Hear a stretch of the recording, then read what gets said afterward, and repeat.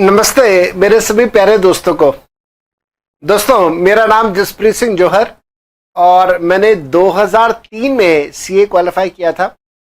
2003 में CA qualify करने के बाद से मैं अब तक सीए, सीएस, सीएमए और बीकॉम के स्टूडेंट्स को टैक्स का सब्जेक्ट पढ़ा रहा हूँ। इन पिछले 15 सालों में मैंने सिर्फ टैक्स ही पढ़ाया और इसके अलावा कोई और सब्जेक्ट नहीं पढ़ाया। इवन दो अपनी पढ़ाई के दौरान अपने स्टूडेंट करियर में मैंने सारे सब्जेक्ट्स पढ़े थे, लेकिन आज क्योंकि पिछले 15 सालों से सिर्फ टैक्स पढ़ा रहा हूँ और कुछ नहीं पढ़ाया, तो मैं जो भी मैंने खुद एज ए स्टूडेंट पढ़ा था वो सब कुछ मैं भूल चुका हूँ। पिछले 15 सालों का एक्सपीरियंस मैं आपके साथ यहाँ क्लास के अंदर शेयर करूंगा। पिछले 15 सालों में भगवान ने बहुत कामयाबी दी है। 3 बार सीए में all India first rank holders मेरे स्टूडेंट रह चुके हैं। इस बार हाल फिलहाल में जो सीए का मई 2018 का रिजल्ट आया था, उसके अंदर भी first rank holder Deepa, third rank holder Parth, ये दोनों मेरे ही स्टूडेंट थे सीए के। मेरे दोस्तों, इसी प्रकार से कंपनी सेक्रेटरी में भी भगवान ने बहुत कामयाबी बख्शी है।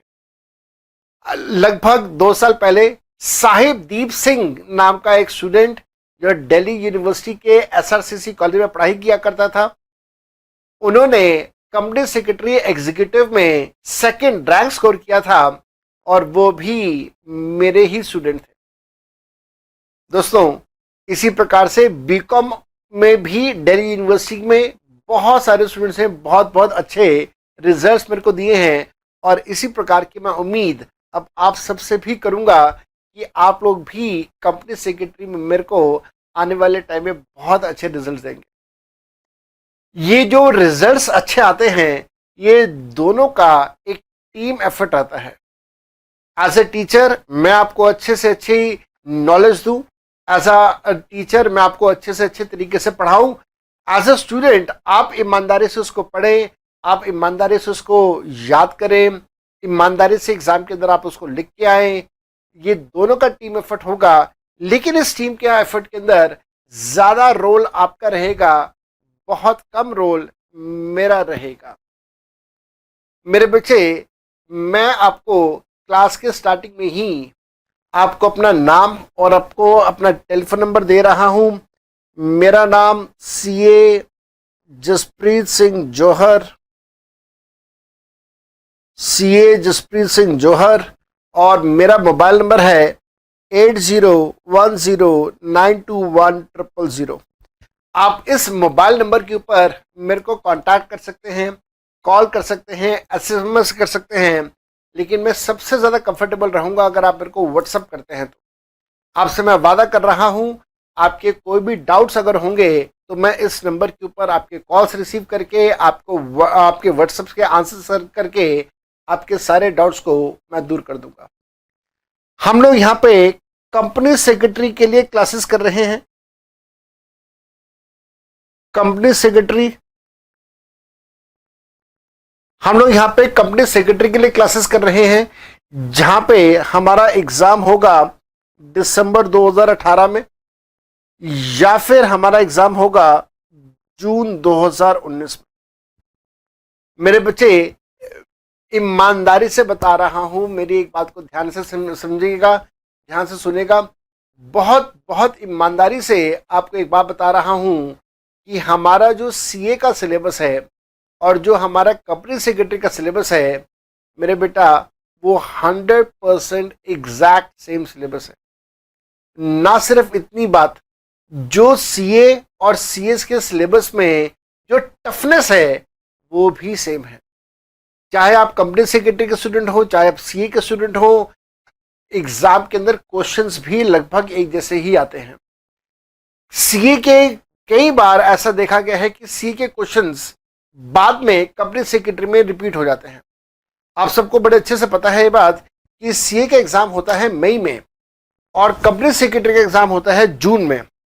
तो मई में जब सीए का एग्जाम हो गया, उसके बाद जब जून में कंपनी सेक्रेटरी का एग्जाम होता है, तो कई बार जून के कंपनी सेक्रेटरी के एग्जाम में वही क्वेश्चन पूछना जाता है जो मई के सीए के एग्जाम के अंदर आया था। इसी प्रकार से जब नवंबर का एग्जाम होता है सीए का, तो उसके बाद दिसंबर में एग्जाम आता है कंपनी सेक्रेटरी का। बहुत बार दिसंबर एग्जाम ऑफ कंपनी सेक्रेटरी में वही क्वेश्चन पूछ लिया जाता है जो सीए के एग्जाम में आया हुआ है नवंबर में। दोस्तों, इस कारण से, इस वजह से मैं आपको ये बात बता रहा हूं, ईमानदारी से, बहुत ऑनेस्टली, कि syllabus and the toughness and the expected level is same for CA and for CS. तो चाहे आपके दोस्त यार सीए कर रहे हैं या आप सीएस कर रहे हैं, आप किसी भी लिहाज से अपने आप को कम मत मानिएगा या सीए वाले दोस्तों को ज्यादा मत मानिएगा। आप दोनों के लिए level of knowledge required is exactly same, syllabus भी सेम है। आइए जरा एक बार हम लोग अपना सिलेबस नोट कर लें। आपका जो टैक्स लॉस का एग्जाम है, इस टैक्स लॉस के एग्जाम के अंदर आपको 2 पार्ट्स मिल जाएंगे। टैक्स लॉस के एग्जाम में आपको 2 पार्ट्स मिलेंगे। ये 2 पार्ट्स कौन कौन से होंगे? एक आपके पास होगा इनकम टैक्स, तो दूसरा आपके पास होगा इनडायरेक्ट टैक्स। दोनों 50-50 नंबर के हैं। इनकम टैक्स 50 नंबर का है। इनडायरेक्ट टैक्स में फिर आगे 2 लॉज हैं। एक होगा जीएसटी, फुल फॉर्म लिखने की जरूरत नहीं है, आप सब इतने समझदार हैं, आप सबको फुल फॉर्म ऑलरेडी पता है। जीएसटी का फुल फॉर्म है गुड्स एंड सर्विसेज टैक्स, और दूसरा है custom duty. Income tax 50 number का है, इनडायरेक्ट टैक्स दोनों मिला के 50 नंबर के हैं। एग्जाम के लिए दोनों की क्या क्या वेटेज है हमें एग्जामिनर ने नहीं बताई है, या हमारे सीए कंपनी सेक्रेटरी इंस्टीट्यूट ने नहीं बताई है, लेकिन एक अंदाजा है कि लगभग 40 नंबर जीएसटी का आएगा और लगभग 10 नंबर कस्टम में से पूछा जाएगा। तो आप लोगों को ये सब कुछ करना होगा। अब इस इनकम टैक्स के अंदर, जीएसटी के अंदर, कस्टम के अंदर हमारा सिलेबस क्या है, कौन कौन से चैप्टर्स हम लोगों को पढ़ाई करने हैं, वो मैं आपको लिखवा रहा हूं। आइए पहले एक बार इनकम टैक्स के बारे में हम लोग बात कर लेते हैं। इनकम टैक्स में आप लोगों ने जो पढ़ाई करनी है,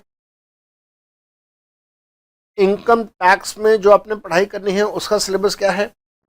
इसके अंदर जो चैप्टर्स आप लोगों ने करने हैं, उसमें पहला चैप्टर हम लोग करेंगे डेफिनेशंस। डेफिनेशंस के नाम से पहला चैप्टर हम लोग करेंगे। दूसरा चैप्टर हमारा होगा रेसिडेंशियल स्टेटस। दूसरा chapter will be residential status. तीसरे चैप्टर का नाम होगा टैक्स कैलकुलेशन।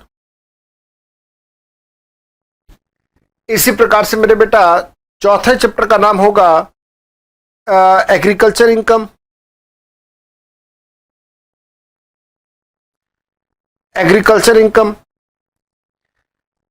पांचवा चैप्टर जो हम लोग करेंगे, और इसी सीक्वेंस में हम लोग क्लासेस करेंगे, याद रखिएगा, we will follow this sequence only. जिस सीक्वेंस में मैं आपको लिखवा रहा हूं, यही सीक्वेंस हम लोग फॉलो करते हुए आगे चल जाएंगे। एग्रीकल्चर इनकम के बाद हम लोग एक सबसे बड़ा और सबसे मुश्किल चैप्टर करेंगे सैलरी। उसके बाद हम लोग चैप्टर करेंगे डिडक्शंस। फिर हम लोग करेंगे चैप्टर हाउस प्रॉपर्टी। इसके बाद हम लोग हाउस प्रॉपर्टी की बात करेंगे chapter business and profession. Business and profession के बाद हम लोग चैप्टर करेंगे कैपिटल गेन्स। कैपिटल गेन्स के बाद हम लोग चैप्टर करेंगे अदर सोर्सेज। उसके बाद हमारे पास चैप्टर आता है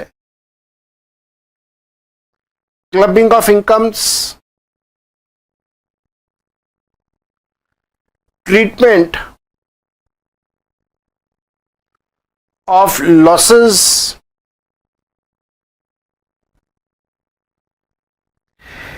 advance payment of tax,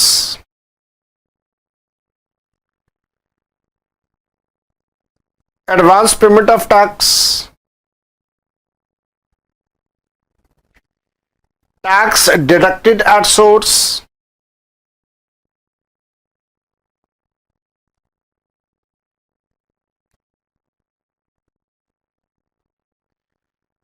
tax collected at source,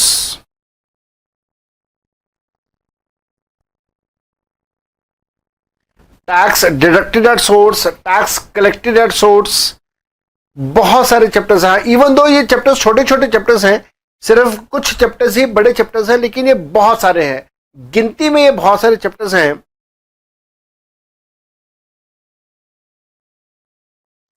then we have exempted incomes, exempted incomes, income tax return,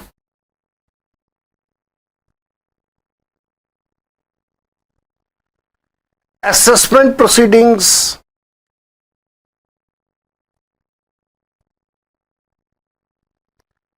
assessment proceedings,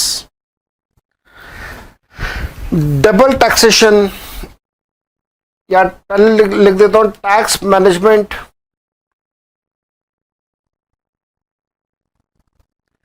and tax planning,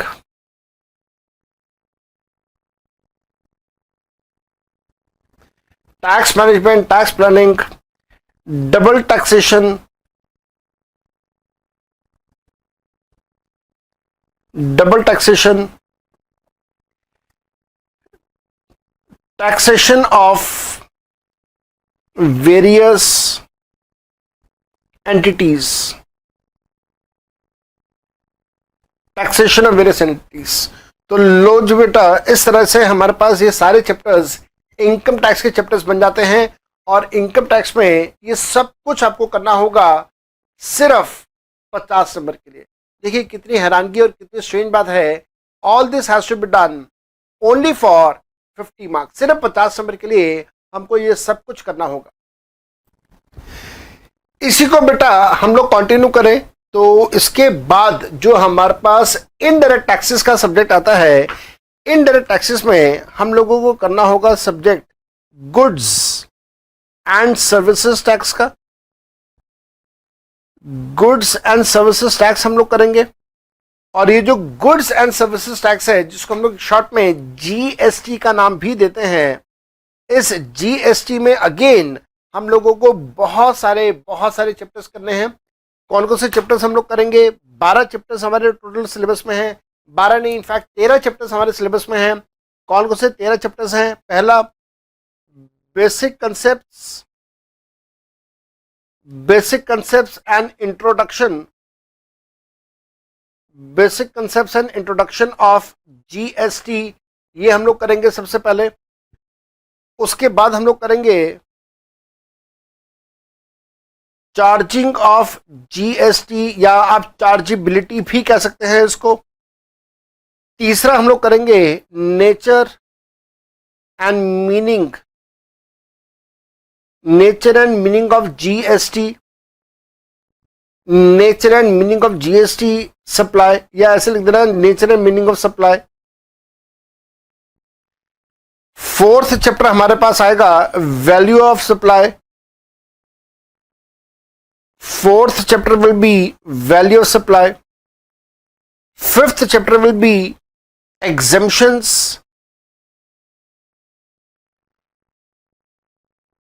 under GST. Sixth chapter will be composition scheme.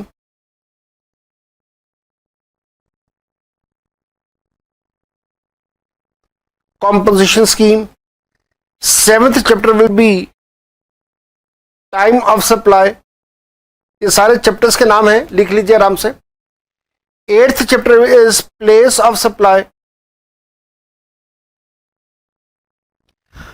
8 chapter हो गए total. हमारे पास 13 chapters हैं इस GST के अंदर जो हम लोगों ने करने हैं। Place of supply, time of supply, composition scheme, exemptions under GST, value of the supply, meaning of the supply, charging of GST, basic concepts and introduction of GST. उसके बाद चैप्टर नंबर 9 हम लोग लिखेंगे। Chapter number 9 is input tax credit. Input tax credit जिससे हम लोग बोलते हैं शॉर्ट में आईटीसी। चैप्टर नंबर 10 हम लोग करेंगे यहां पे, that is registration of GST. 11th हम लोग करेंगे इनवॉइस अंडर जीएसटी। 12th हम लोग करेंगे फाइलिंग ऑफ रिटर्न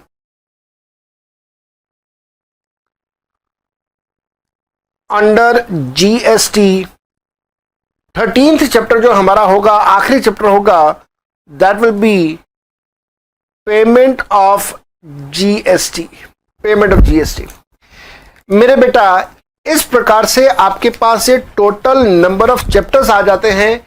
ये सारे चैप्टर्स आप लोगों को अपने कंपनी सेक्रेटरी के एग्जाम के लिए करने हैं, चाहे आपका एग्जाम दिसंबर 18 में हो या आपका एग्जाम जून 2019 में हो। मेरे बच्चे, फिर से मेरी बात के ऊपर यकीन रखिएगा, मेरी बात के ऊपर भरोसा रखिएगा। आपका जो भी सिलेबस है सीएस का, कंपनी सेक्रेटरी का, that is same when we compare it with ये। लेवल ऑफ टफनेस भी सेम है, जो कंसेप्ट हैं वो सारे के सारे सेम हैं। हाँ, ईमानदारी से एक बात और बता रहा हूं, कंपनी सेक्रेटरी का सिलेबस ज्यादा है as compare to CA when it comes to number of chapters.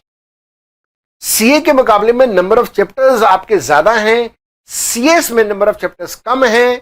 CA में इनफैक्ट, एक छोटा सा उदाहरण अगर मैं दे दूं, एक चैप्टर आप लोगों ने अभी लिखा जीएसटी के अंदर, आपने एक चैप्टर का नाम लिखा है that is place of supply.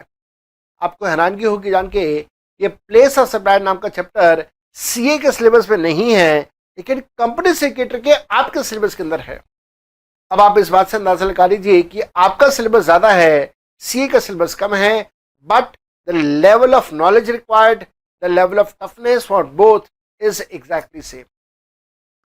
I will love to serve you. मेरे को बहुत बहुत अच्छा लगेगा कि मैं आप लोगों को सर्व करूं। I will love to see you in the class, each and every one of you. थोड़ी देर में हम लोग अपना फर्स्ट चैप्टर, फर्स्ट लेक्चर हम लोग स्टार्ट कर देंगे। फर्स्ट चैप्टर हमारा इनकम टैक्स का जो होता है वो होता है डेफिनेशंस का। लेकिन डेफिनेशंस के इस चैप्टर को स्टार्ट करने से पहले मैं कुछ और बेस बनाने वाली बातें करूंगा। एक्ट क्या होता है, एक्ट बनता कैसे है, नोटिफिकेशन क्या होता है, सेंट्रल एक्ट क्या होता है, स्टेट एक्ट क्या होता है, हमारे कंपनी सेक्रेटरी में सेंट्रल एक्ट है, स्टेट एक्ट है, कौन सा एक्ट है, साथ साथ में जम्मू कश्मीर का क्या रोल है, ये सारी की सारी बातें मैं आपके साथ डिस्कस करूंगा इन द क्लास। हाँ जी बेटा, तो ध्यान रखिएगा, हम लोगों को अब यहाँ पे अपना फर्स्ट चैप्टर स्टार्ट करना है। और फर्स्ट चैप्टर जो हमारा है that is regarding basic introduction. और ये जो बेसिक इंट्रोडक्शन है ये मैं आपके साथ अभी यहाँ पे स्टार्ट कर रहा हूँ, और इसको बहुत बहुत ध्यान से देखिएगा। हमारे एग्जाम में इस बेसिक इंट्रोडक्शन में से एग्जामिनर कुछ पूछेगा, इसके चांसेस, इसके probability is very very low, chances बहुत बहुत कम है। लेकिन उसके साथ साथ में as a student of the subject of taxation हम लोगों को ये सारी बातें पता होनी चाहिए। इस वजह से मैं आपको ये सारी बातें यहाँ पे करवा रहा हूँ। तो हम लोग सबसे पहले यहाँ पे बात करते हैं, जैसे मैंने यहाँ पे लिखा, सबसे पहले मैंने यहाँ पे लिखा income tax act 1961, income tax act 1961। तो ये हमारा जो इनकम टैक्स एक्ट है उसका नाम मैंने आपको यहाँ पे लिख के दे दिया। लेकिन मैं इनकम टैक्स एक्ट अभी आपको पढ़ाना स्टार्ट नहीं करूँगा। मैं इनकम टैक्स एक्ट से पहले कुछ और बातें आपके साथ डिस्कस करूँगा। जैसे सबसे पहली चीज़ जो मैं आपके साथ डिस्कस करना चाहता हूँ कि भाई एक्ट होता क्या है, what is an act. Act हम लोग किसे कहते हैं, एक्ट वर्ड का मतलब क्या होता है, व्हाट इज एन एक्ट। तो लिखेंगे बेटा, एक्ट वर्ड का मतलब क्या है, act is a set of rules, regulations or you may say a law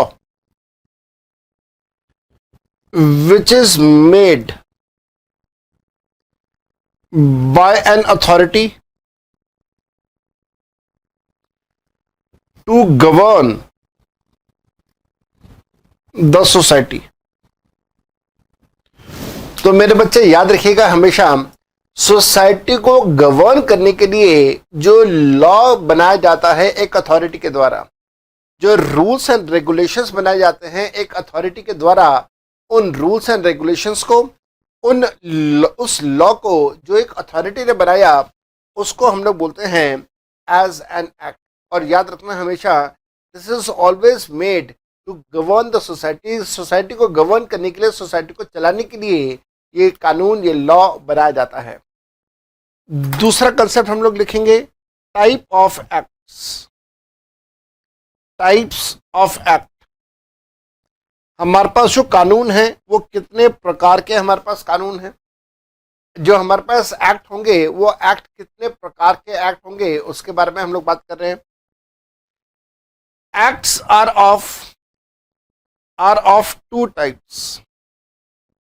तो याद रखना हमेशा, जितने भी हमारे कानून हैं, हमारे देश में जितने भी कानून हैं, और आप लोगों ने जितने भी कानून अभी तक पढ़े हैं, अच्छा जरा रिकॉल करते हैं आपने अभी तक कौन कौन से कानून पढ़े हैं। आप लोगों ने सीए फाउंडेशन में या सीपीटी लेवल पे पढ़ा था कॉन्ट्रैक्ट एक्ट, आपने वहां पे पढ़ा सेल ऑफ गुड्स एक्ट, आपने वहां पे पढ़ा पार्टनरशिप एक्ट। यहाँ पे इंटरमीडिएट लेवल पे आप पढ़ेंगे कंपनी लॉ या companies act, income tax act, और इस प्रकार के और बहुत सारे एक्ट आप लोग पढ़ने वाले हैं।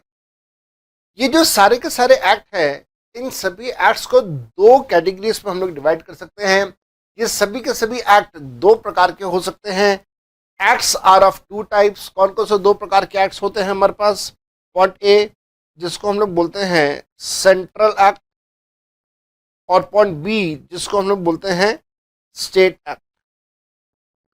तो एक्ट हमेशा दो प्रकार के, एक होगा आपका सेंट्रल एक्ट, तो दूसरा होगा आपका हमेशा स्टेट एक्ट। सेंट्रल एक्ट की बात करते हैं। Central act is law made by parliament of India. Parliament of India and approved by President of India।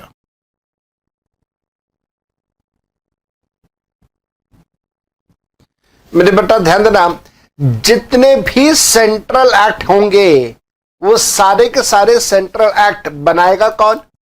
सारे के सारे सेंट्रल एक्ट बनाने का काम पार्लियामेंट के पास है, पार्लियामेंट ऑफ इंडिया। जब मैंने कहा पार्लियामेंट, तो पार्लियामेंट में दोनों हाउसेस आ जाएंगे, लोकसभा भी आ गया और राज्यसभा भी आ गया। साथ साथ में सेंट्रल एक्ट का अप्रूवल कौन देगा? सेंट्रल एक्ट का अप्रूवल देगा last authority, the final authority, that is the president of India. Central act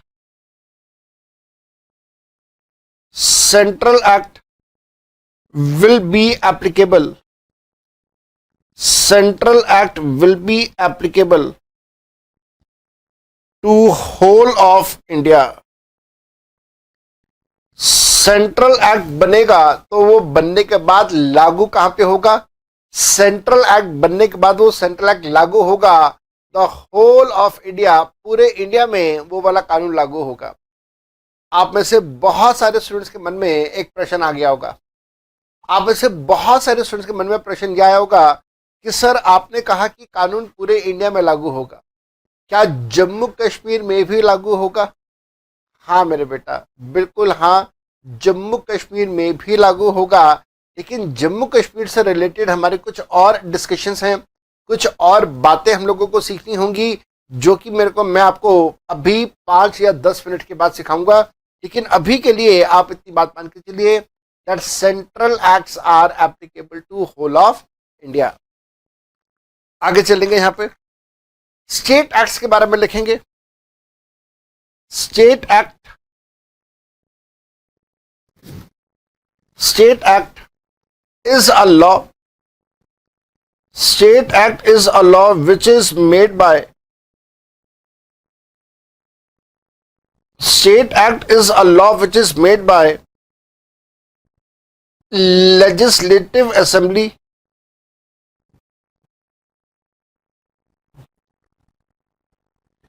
Which is made by Legislative Assembly of the state and approved by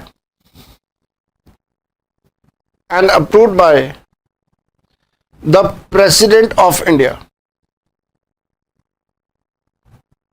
Oh, I'm sorry. And it is approved by the Governor of the state. Governor of the state. मेरे बच्चे याद रखिएगा, जो state act होगा, ये state act बनाएगा कौन? ये स्टेट एक्ट बनाएगा स्टेट की लेजिस्लेटिव असेंबली।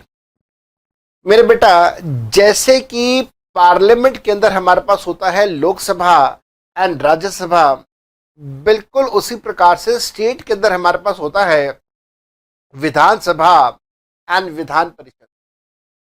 जब विधानसभा और विधान परिषद ने कानून बना दिया, अप्रूवल दे दिया, तो उसके बाद वो कानून जाएगा गवर्नर ऑफ द स्टेट के पास।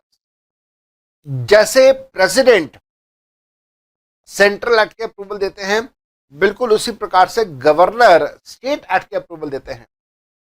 गवर्नर साहब ने एक बार स्टेट एक्ट का अप्रूवल दे दिया, और वैसे ही प्रेसिडेंट साहब ने एक बार अप्रूवल दे दिया। किस चीज का?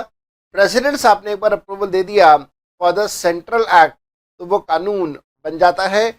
लेकिन ध्यान देना, कानून अभी लागू नहीं हुआ, कानून अभी इंप्लीमेंट नहीं हुआ। कानून को भी लागू करना है, कानून को भी इंप्लीमेंट करना है।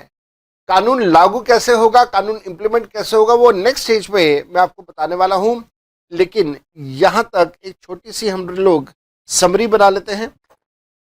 यहां तक एक छोटी सी हम लोग समरी बना लेते हैं। यहां तक हम लोग छोटी सी समरी बना लेते हैं चीजों को समझने के लिए। हमारे पास एक्ट दो प्रकार के होंगे। हमारे पास एक्ट दो प्रकार के होंगे। कौन कौन से दो प्रकार के एक्ट होंगे? एक होगा सेंट्रल एक्ट, तो दूसरा होगा हमारे पास स्टेट एक्ट। सेंट्रल एक्ट कौन बनाएगा? सेंट्रल एक्ट बनाएगा पार्लियामेंट ऑफ इंडिया। जब हमने कहा पार्लियामेंट, तो पार्लियामेंट के अंदर दोनों हाउसेस आ जाएंगे। कौन कौन से दो हाउसेस आ जाएंगे? लोकसभा और राज्यसभा। बिल्कुल इसी प्रकार से अगर हम लोग स्टेट एक्ट की बात करें, तो स्टेट एक्ट में लेजिस्लेटिव असेंबली आ जाएगा। लेजिस्लेटिव असेंबली कानून बनाएगा, और ये कानून लेजिस्लेटिव असेंबली जब बनाएगा, तो लेजिस्लेटिव असेंबली में भी दो हाउसेस होते हैं, जिनको हम लोग बोलते हैं विधानसभा, विधान परिषद। जैसे लोकसभा, राज्यसभा, बिल्कुल वैसे ही विधानसभा और विधान परिषद। जब एक बार लोकसभा, राज्यसभा ने अप्रूवल दे दिया, तो फिर प्रेसिडेंट ऑफ इंडिया के पास जाएगा, द प्रेसिडेंट, और इसी प्रकार से गवर्नर यहां पे अप्रूवल देगा, तो द गवर्नर। और मेरे बेटा, जब ये दोनों के दोनों इसको अप्रूवल दे देंगे, तो ये बन जाएगा एक्ट। ऑब्वियस सी बात है, कौन सा एक्ट होगा? ये सेंट्रल एक्ट होगा, और जो कि अप्लाई होगा पूरे इंडिया में। गवर्नर साहब जब अप्रूवल देंगे, तो एक्ट बन जाएगा, और इस एक्ट को हम लोग क्या बोलेंगे? बड़ी ऑब्वियस सी बात है, इस एक्ट को हम लोग बोलेंगे द स्टेट एक्ट। ठीक है जी। तो मैंने आपको साथ साथ में समरी भी बना के दे दी है। अब यहां पे एक मन में प्रश्न आ गया कि साहब, कानून तो बन गया, क्या इस कानून को इंप्लीमेंट, लागू भी कर दे? हाँ, लागू भी करना है।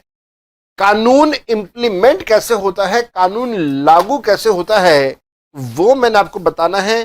बहुत बहुत ध्यान से मेरी बात को सुनने का मेरे बेटा। आप लोग रिकॉल करो, जिस दिन आपका सीए फाउंडेशन का रिजल्ट आया था, या फॉर दैट मैटर सीपीटी का रिजल्ट जिस दिन आपका आया था, तो बताइए क्या आप सबके पास सीए इंस्टीट्यूट के किसी ऑफिसर का फोन आया था बताने के लिए कि रिजल्ट डिक्लेयर हो गया और आप पास हो गए?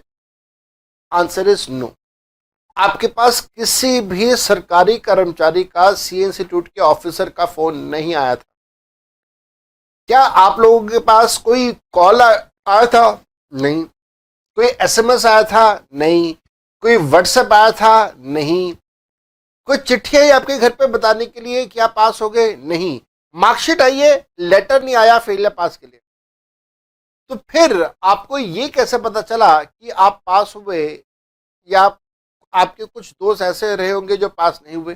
कैसे पता चला? उसका एक सिस्टम है, उसका एक तरीका ये है। तरीका ये है कि हमारे सी इंस्टीट्यूट की अपनी एक वेबसाइट है और उन्होंने अपना सारा का सारा रिजल्ट इस वेबसाइट के ऊपर होस्ट कर दिया, HOST होस्ट कर दिया। आपने उस वेबसाइट पर जाके देखा और आपको पता चला कि आप पास हो गए। मेरे बेटा, अब सी इंस्टीट्यूट ये कहता है कि हमने रिजल्ट डिक्लेयर कर दिया और वेबसाइट के ऊपर हमने उसको होस्ट कर दिया। आपने उसको देखा या नहीं देखा, ये आपकी हेडेक है। हो सकता है आपने इमीडिएटली देख लिया हो सकता है आप में से किसी ने 1 घंटे के बाद देखा हो सकता है आप में से किसी ने अगले दिन देखा हो आपका रिजल्ट क्या है। तो सी इंस्टीट्यूट कह रहा है कि भाई मेरे को इस बात की परवाह नहीं है कि आप वो देख रहे हैं रिजल्ट या नहीं देख रहे, कब देख रहे हैं कब नहीं देख रहे मेरे को नहीं पता, लेकिन मैंने तो रिजल्ट डिक्लेयर कर दिया, मैंने तो साइट के ऊपर डाल दिया। मेरे बेटा, बिल्कुल इसी प्रकार से आप इस छोटे से एग्जाम्पल को एक बड़े होराइजन के ऊपर ले जाओ और वहां पे बात को समझने की कोशिश करो।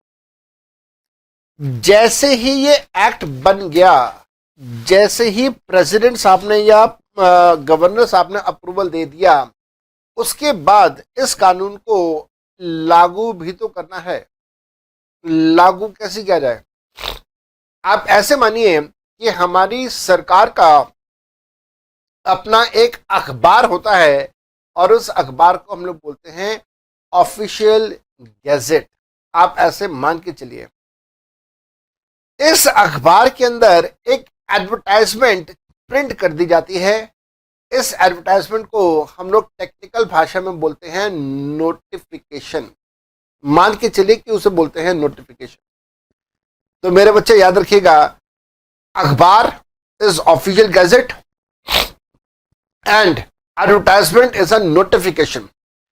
तो एक नोटिफिकेशन, एक एडवर्टाइजमेंट उस ऑफिशियल गैजेट के अंदर, अखबार के अंदर प्रिंट कर दिया जाता है, इन्फॉर्म कर दिया जाता है कि साहब एक कानून प्रेसिडेंट ने बना दिया है या गवर्नर साहब ने कानून अप्रूव कर दिया है, बना दिया है।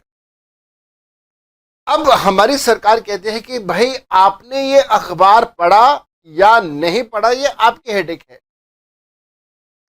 आपने एक बार इमीडिएटली पढ़ लिया, आपने एक बार कुछ दिनों के बाद, कुछ महीनों के बाद पढ़ा, ये आपकी हेडेक है।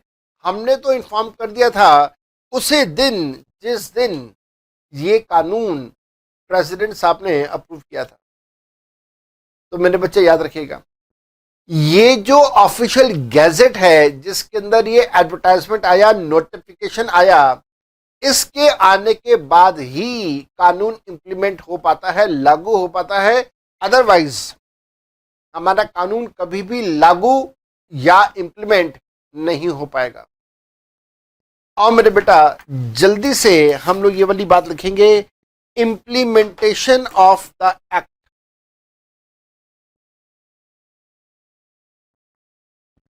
Implementation of the act. किसी भी कानून को अगर हमने इंप्लीमेंट करना है तो इंप्लीमेंटेशन ऑफ द एक्ट कैसे होगा? बहुत बहुत अच्छे तरीके से लिखिएगा बेटा। After the law is approved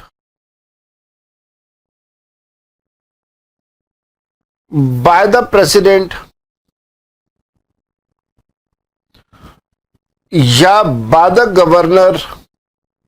याद रखिएगा, प्रेसिडेंट साहब के लिए कौन सा कानून होगा? सेंट्रल एक्ट, और गवर्नर के लिए कौन सा कानून होगा? State act.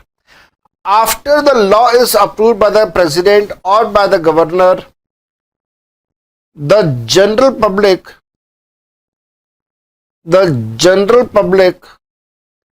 is informed about the same. The general public is informed about the same. This information is given by issue of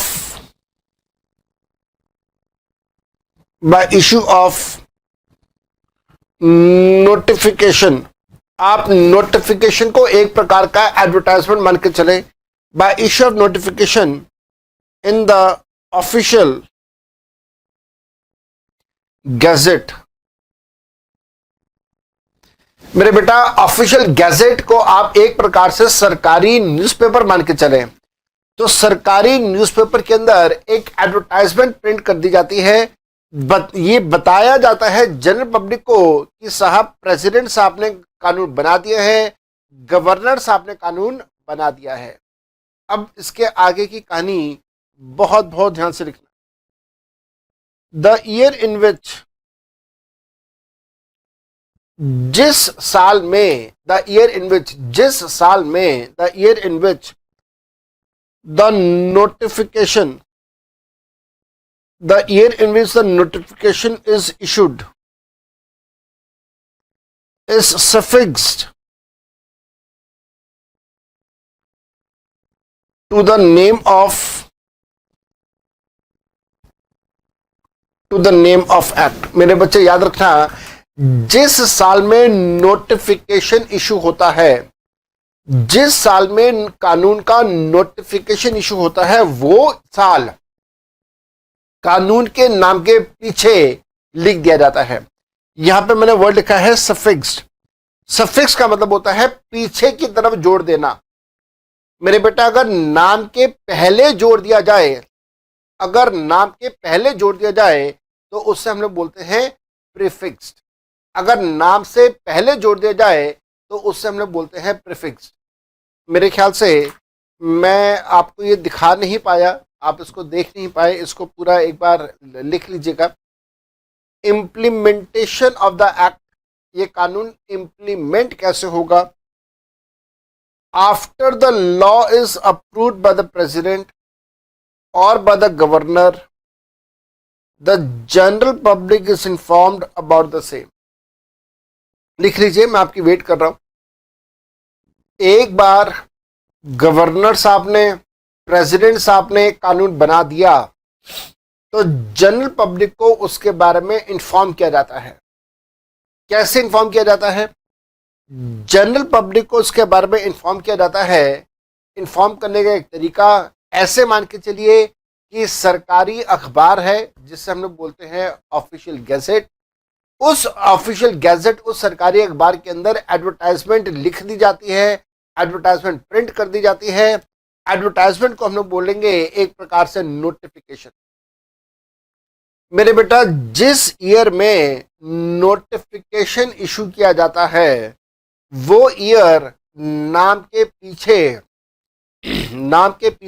कानून के नाम के पीछे जोड़ दिया जाता है, जिससे हम लोग बोलते हैं सफिक्स कर दिया जाता है.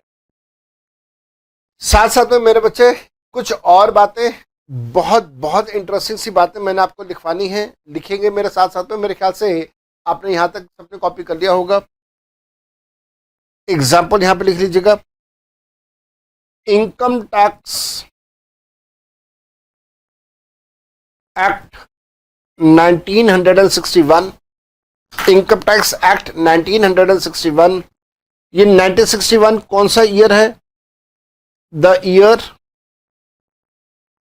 in which notification was issued.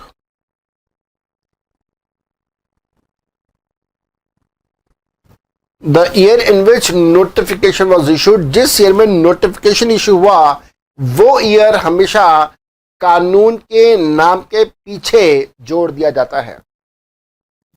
जिस ईयर में नोटिफिकेशन इशू होता है वो ईयर कानून के नाम के पीछे जोड़ दिया जाता है मेरे बेटा। यहां तक हमें बात समझ आती। अब इसके आगे की बात और बहुत ज्यादा जरूरी है। The act gets implemented, the act gets implemented from that date which is mentioned in the notification।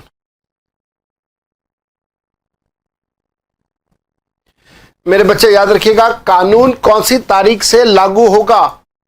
कानून उस तारीख से लागू होगा जो तारीख नोटिफिकेशन में लिखी जाएगी। उदाहरण के तौर पे मेरे साथ साथ में लिखिएगा। उदाहरण के तौर पे मान लीजिए ये नोटिफिकेशन है, ऑफिशियल गैजेट के अंदर ये नोटिफिकेशन है। ऊपर लिख देता हूं मैं यहां पे ऑफिशियल गैजेट। लेटेस्ट से ये ऑफिशियल गैजेट आ गया। ऑफिशियल गैजेट में मान लेते हैं आज की तारीख। आज की तारीख मैं आपको बता देता हूं। आज की तारीख है 28 जुलाई 2018। मैं आज 28 जुलाई को ये वाली क्लास रिकॉर्ड कर रहा हूं। 28 जुलाई 2018 को ऑफिशियल गैजेट इशू हुआ, नोटिफिकेशन इशू हुआ और इसके अंदर लिखा गया एक्ट का नाम, act will be implemented from 1 अप्रैल 2019। लो मेरे बेटा, अब बात को समझिएगा। ये ऑफिशियल गैजेट के अंदर एक नोटिफिकेशन आ गया है। This is what we call notification. That is a kind of an advertisement in the official newspaper। ये ऑफिशियल गैजेट के अंदर नोटिफिकेशन कौन से ईयर में आया है? 2018 में आया है। तो मेरे बच्चे इसकी वजह से जब हमारा एक्ट का नाम रखा जाएगा तो एक्ट का नाम क्या रखा जाएगा? एक्ट का नाम रखा जाएगा 2018। कोई भी एक्ट है उस एक्ट का नाम होगा 2018। ये एक्ट का नाम 2018 क्यों है? क्योंकि ऑफिशियल गैजेट के अंदर नोटिफिकेशन कौन से ईयर में इशू किया गया था? 2018 में इशू किया गया था। लेकिन क्या यह कानून 2018 में लागू हो जाएगा, इंप्लीमेंट हो जाएगा? Answer is no.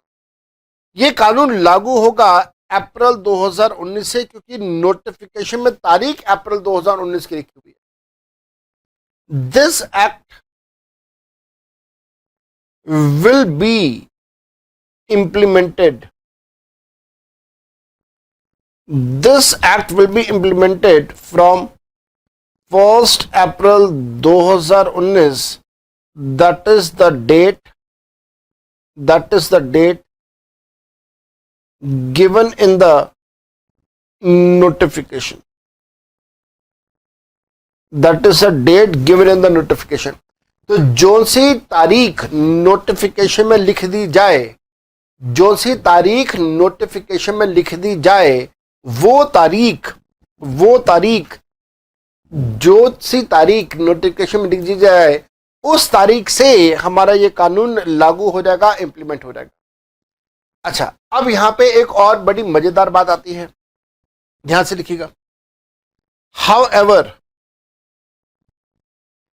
if no date is mentioned in the notification, if no date is mentioned in the notification, then act is implemented,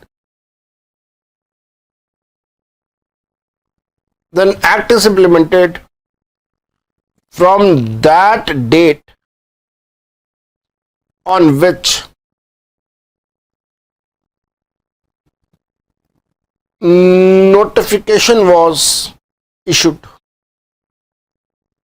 मेरे बच्चे इस बात का हमेशा ध्यान रखिएगा, अगर नोटिफिकेशन के अंदर कोई तारीख मेंशन नहीं है कि कानून कब से इंप्लीमेंट होगा, अगर नोटिफिकेशन में कोई तारीख मेंशन नहीं है कि ये कानून कब से इंप्लीमेंट होगा, तो आप ये मानेंगे कि जिस दिन नोटिफिकेशन आया कानून उसी दिन से लागू हो जाएगा।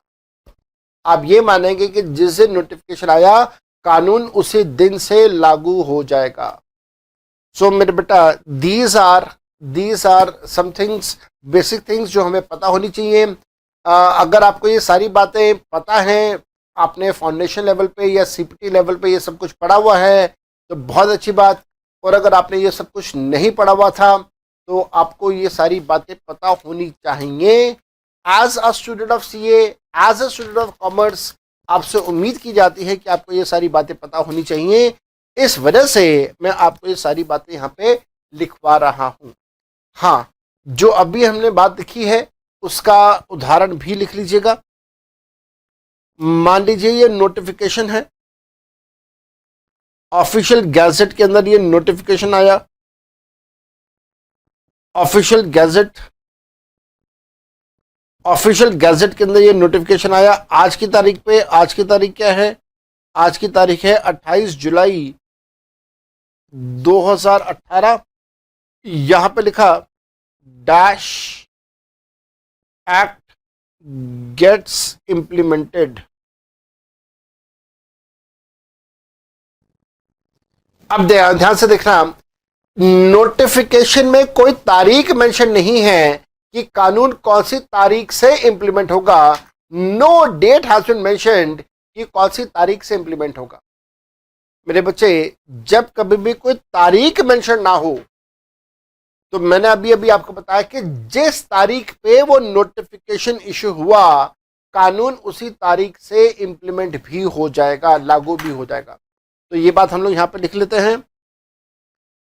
ऐसे केस में जो एक्ट का नाम होगा वो एक्ट का नाम होगा 2018 का। रीजन नोटिफिकेशन 2018 में आया, इस वजह से this act will be implemented. This act will be implemented from 28th July 2018, that is date of notification. Since no date of implementation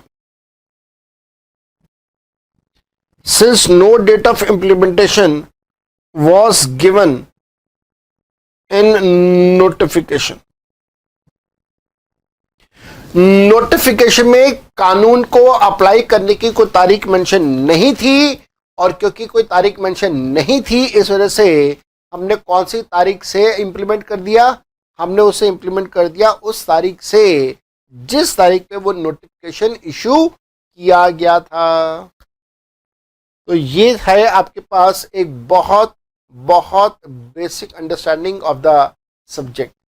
तो ये हम लोग कर रहे हैं। अभी मैं कुछ और आपको बातें बताना चाहूँगा। यहाँ पे कुछ और चीज़ें हम लोग सीखेंगे। क्या और सीखेंगे? इसके अंदर हम लोग सीखेंगे एक बात, यहाँ पे नोट बना के लिखिएगा। पहले नोट बना के लिखिएगा। इन द सिलेबस ऑफ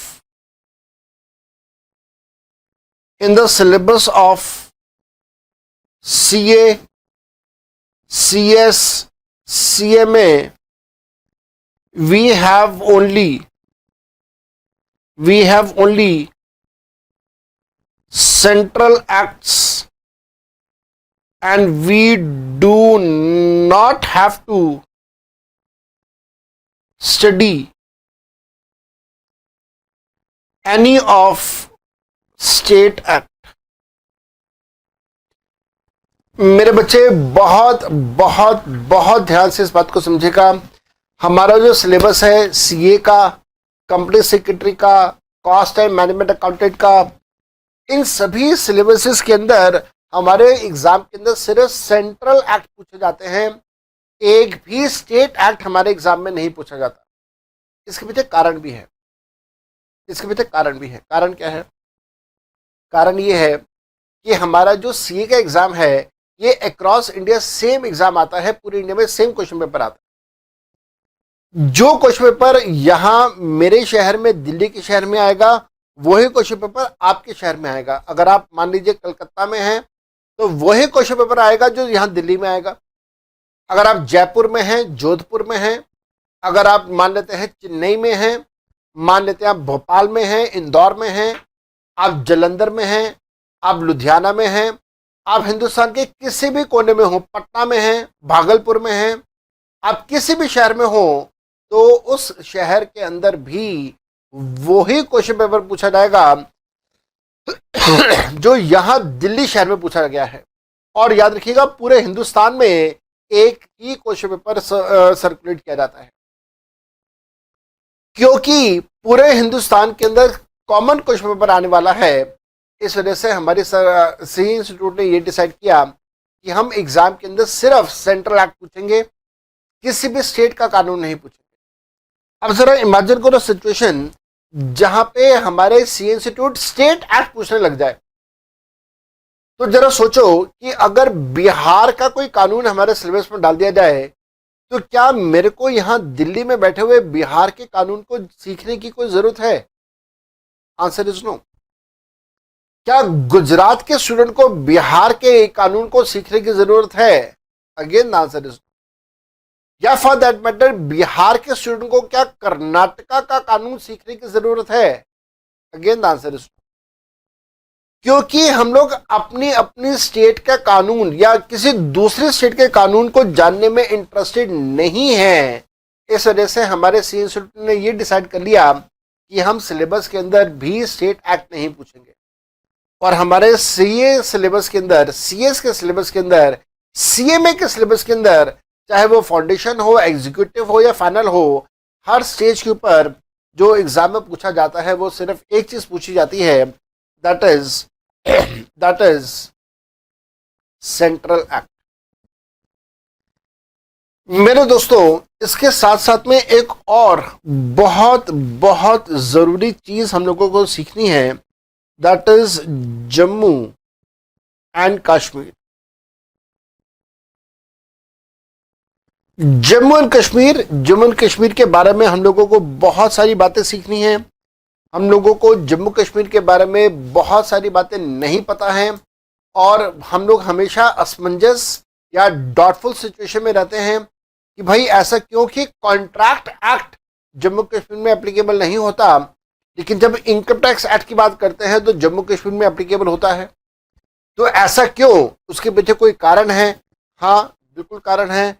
तो जम्मू कश्मीर लिखिएगा और जम्मू कश्मीर के आगे लिखिएगा आर्टिकल नंबर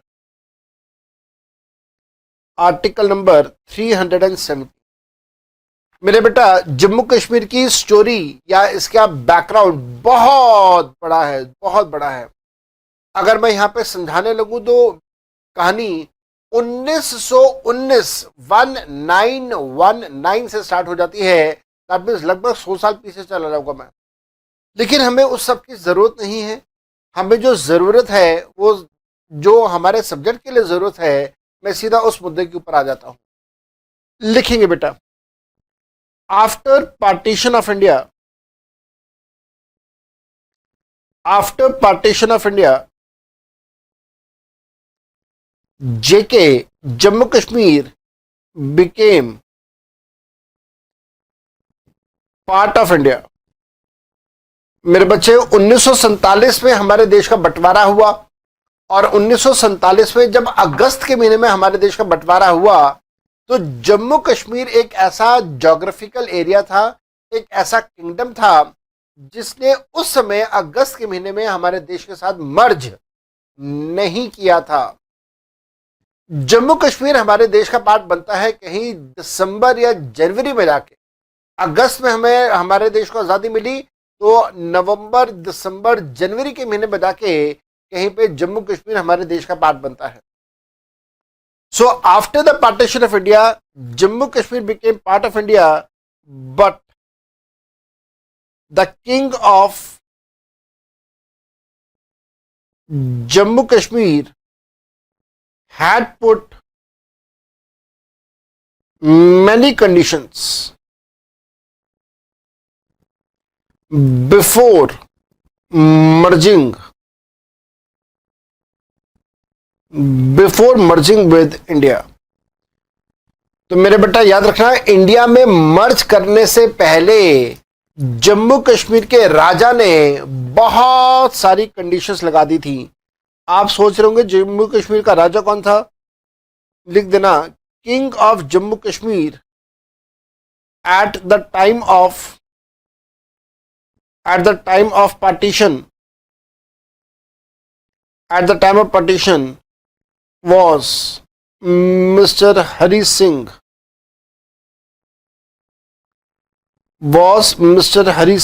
पूरा नाम लिख देता हूं मैं दोबारा से, was Mr. हरी सिंह। तो याद रखिएगा, हरी सिंह जो है वो जम्मू कश्मीर के राजा थे at the time of partition. Now आपको नाम से समझ आ रहा है, हरी सिंह नाम से समझ आ रहा है कि ये एक हिंदू थे और ये जिस प्रजा पे रूल कर रहे थे, जम्मू कश्मीर में रूल कर रहे थे, जम्मू कश्मीर में majority population was Muslim and they being a Muslim they wanted to go and merge with Pakistan, but Hari Singh being a Hindu as a king he wanted to come and merge with India. तो Hari Singh decide नहीं कर पा रहे थे कि मैं हिंदुस्तान के साथ मर्ज करूं या मैं पाकिस्तान के साथ मर्ज करूं। लेकिन अगस्त खत्म होने के बाद दिसंबर 1947 के महीने में इन्होंने डिसाइड कर लिया कि मैं हिंदुस्तान के साथ मर्ज करूंगा। और यही बात मैंने आपको यहां पे लिखवाई है। After partition of India, Jammu Kashmir became part of India, but the king of Jammu Kashmir had put the many conditions before merging with India. उस जमाने में जो जम्मू कश्मीर के राजा थे हरि सिंह, उन्होंने बहुत सारी शर्तों के साथ कबूल किया कि वो हिंदुस्तान के साथ मर्ज करेंगे। Among many conditions,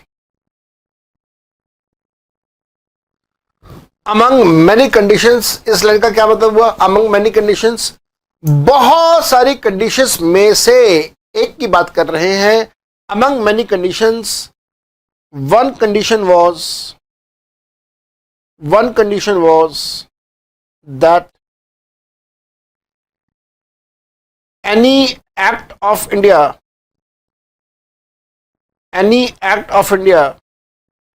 will be implemented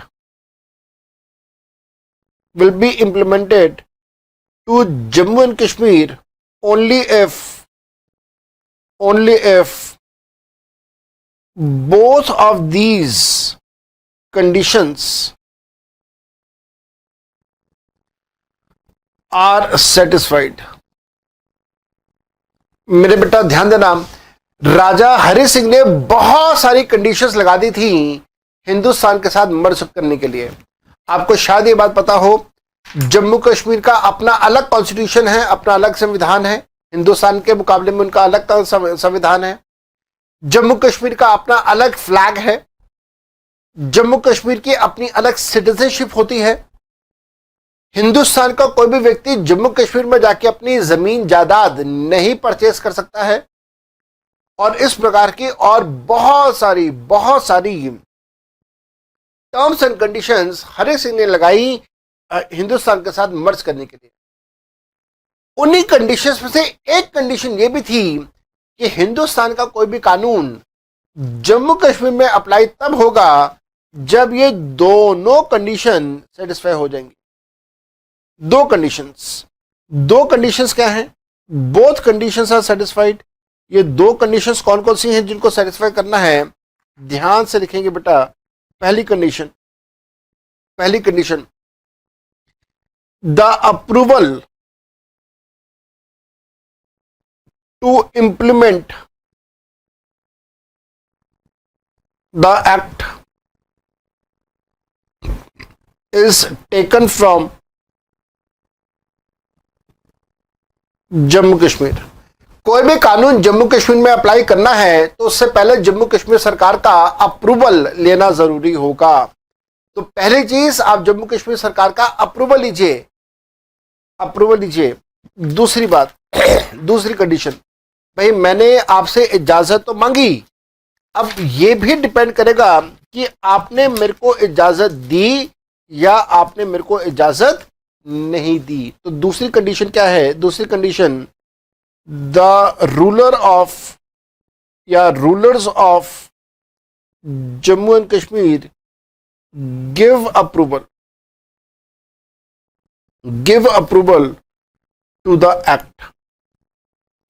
तो मेरे बेटा ध्यान देना, दो कंडीशंस हैं। पहली कंडीशन, मैंने आपसे अप्रूवल मांगा। दूसरी कंडीशन, आपने उसका अप्रूवल दिया। जब ये दोनों कंडीशन इंप्लीमेंट हो जाएंगी, दोनों कंडीशन जब सेटिस्फाई हो जाएंगी, कौन कौन से दो कंडीशन? पहला, मैंने अप्रूवल मांगा, दूसरा, आपने अप्रूवल दिया। जब ये दोनों कंडीशन सेटिस्फाई हो जाएंगी तो उस केस में मेरे बेटा याद रखिएगा, उस केस में मेरे बच्चे याद रखिएगा कि एक्ट हमारा वहां पे लागू हो पाएगा। If any one condition is not satisfied, if any one or both conditions are not satisfied, then अगर एक कंडीशन सेटिस्फाई नहीं हुई या दोनों कंडीशन सेटिस्फाई नहीं हुई, देन अप्रूवल तो हो ही गया, then act will not be implemented in the state of Jammu and Kashmir. लो मेरे बेटा, अगर दोनों में से कोई एक कंडीशन सेटिस्फाई नहीं हुई या मान लेते हैं दोनों कंडीशन सेटिस्फाई नहीं हुई, तो वो कानून फिर जम्मू कश्मीर की स्टेट के अंदर इंप्लीमेंट या लागू नहीं होगा, नहीं हो पाएगा। ये सारी बातें मैंने आपको यहाँ पे अच्छे तरीके से लिखवा दी हैं। लेकिन मेरे बच्चे रिकॉल करो आप लोग, मेरे बेटा रिकॉल करो आप लोग, 8 नवंबर 2016 की वो मनहूस रात, 8 नवंबर 2016 की वो मनहूस रात, जिस दिन हमारे प्राइम मिनिस्टर मोदी साहब ने, नरेंद्र मोदी साहब ने टीवी पे आके कहा, भाइयों और बहनों, रात को 8 बजे वो उन्होंने टीवी पे अनाउंसमेंट किया, भाइयों और बहनों रात के 12 बजे के बाद 1000 और 500 के पुराने नोट बंद। दैट मीन्स उन्होंने डीमोनेटाइजेशन अनाउंस कर दिया। जरा सोचो, अगर 1000 और 500 रुपए के नोट बंद हुए तो यहां दिल्ली में बंद हुए, आपके शहर में बंद हुए, क्या जम्मू कश्मीर में आज भी 1000 और 500 के नोट चल रहे होंगे या वहां पे भी बंद हो चुके होंगे? बिल्कुल ठीक सोच रहे हो मेरे बेटा, वहां पे भी बंद हो चुके हैं। अब दूसरी बात आती है, जब जम्मू कश्मीर के अंदर भी 1000 और 500 के नोट बंद करने हैं, तो क्या पहले जम्मू कश्मीर सरकार का अप्रूवल ले और फिर जाके हम लोग टीवी के ऊपर अनाउंसमेंट करें? अगर ऐसा है तो फिर डीमोनेटाइजेशन तो जो हमारे गवर्नमेंट का एक बहुत बड़ा टॉप सीक्रेट था, वो टॉप सीक्रेट तो लीक हो जाएगा। तो क्या किया जाए? डीमोनेटाइजेशन करना भी है, टॉप सीक्रेट को भी खत्म नहीं करना, तो फिर क्या किया जाए? Now be very very careful मेरे बेटा, क्या किया जाए? All such special powers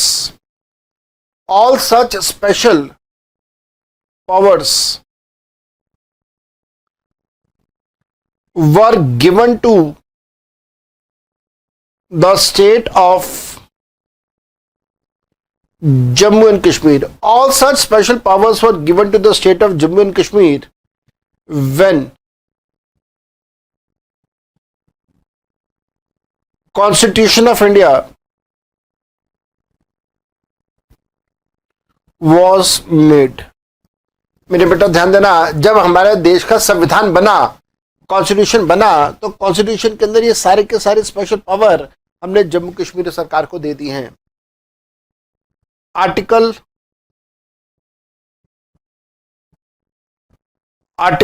370 was introduced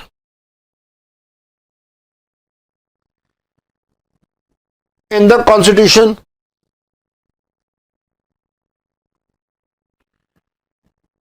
which gives special status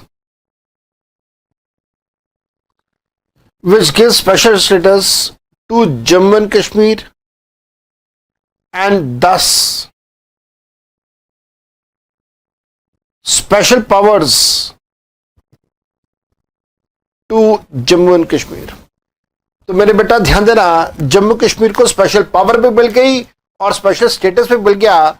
और आर्टिकल नंबर 370 हमारे भीमराव अंबेडकर साहब ने बनाया, और भीमराव अंबेडकर साहब ने आर्टिकल 370 बनाते हुए जम्मू कश्मीर सरकार को ये पावर, या जम्मू कश्मीर के रूलर्स को ये पावर दे दी कि हिंदुस्तान का कोई भी कानून जम्मू कश्मीर में लागू तब होगा जब जम्मू कश्मीर सरकार से उसका अप्रूवल लिया जाएगा। तो लेकिन एट द सेम टाइम मेरे बेटा याद रखिएगा, हमारे देश का संविधान लिखने वाले डॉक्टर भीमराव अंबेडकर साहब बहुत समझदार थे, बहुत समझदार थे।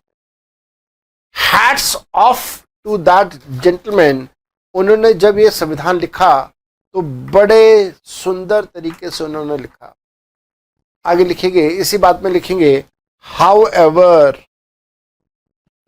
मेरे बेटा जब कभी भी अक्षर लिखा जाए हाउ एवर, तो हाउ एवर का मतलब होता है लेकिन, किंतु, परंतु। हाउ एवर, इंडियन गवर्नमेंट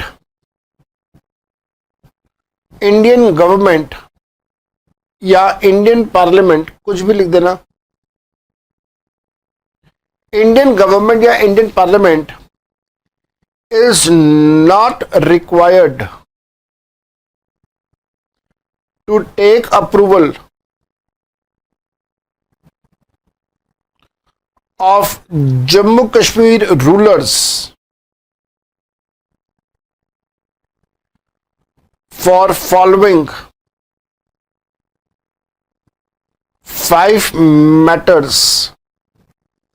मेरे बेटा ध्यान देना, इन 5 मुद्दों के ऊपर हमारी भारत सरकार या हमारा पार्लियामेंट कभी भी जम्मू कश्मीर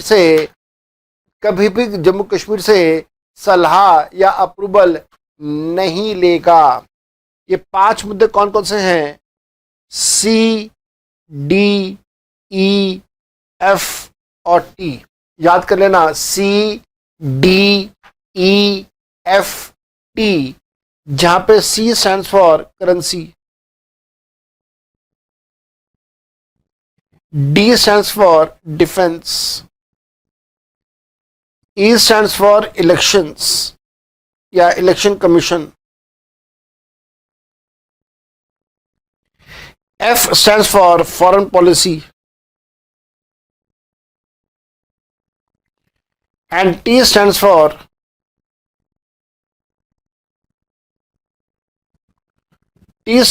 telecommunication। तो मेरे बेटा ये 5 मुद्दे ऐसे हैं जिसके ऊपर हमारी सरकार कभी भी जम्मू कश्मीर सरकार से अप्रूवल नहीं मिलेगी, और जो भी कानून हमारे पार्लियामेंट का होगा, जो भी कानून हमारे देश का होगा, वो वहां पे जम्मू कश्मीर में अप्लाई हो जाएगा। लिख लेना ये बात। On these 5 matters law of India will automatically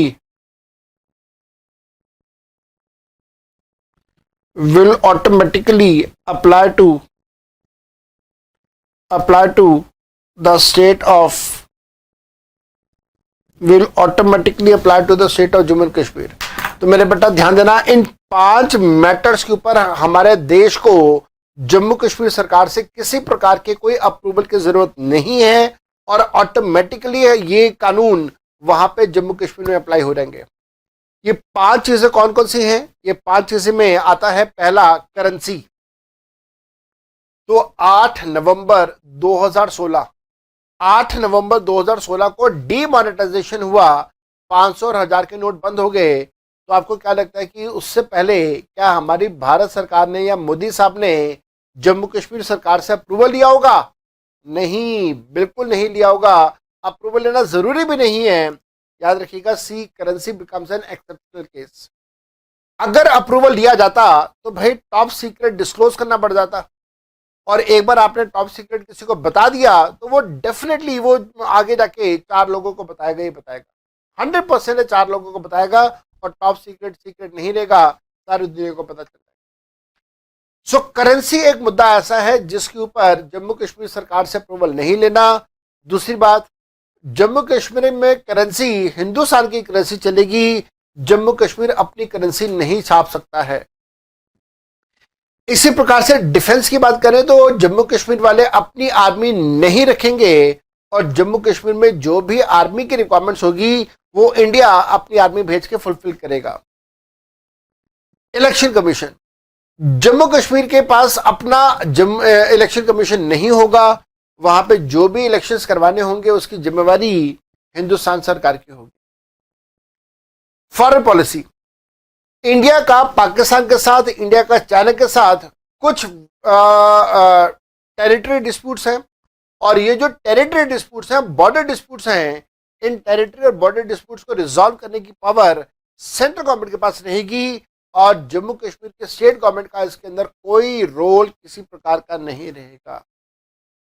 telecommunication, telecommunication का मतलब होता है phone, mobile phones, landline phones, internet और ये सारी चीजें।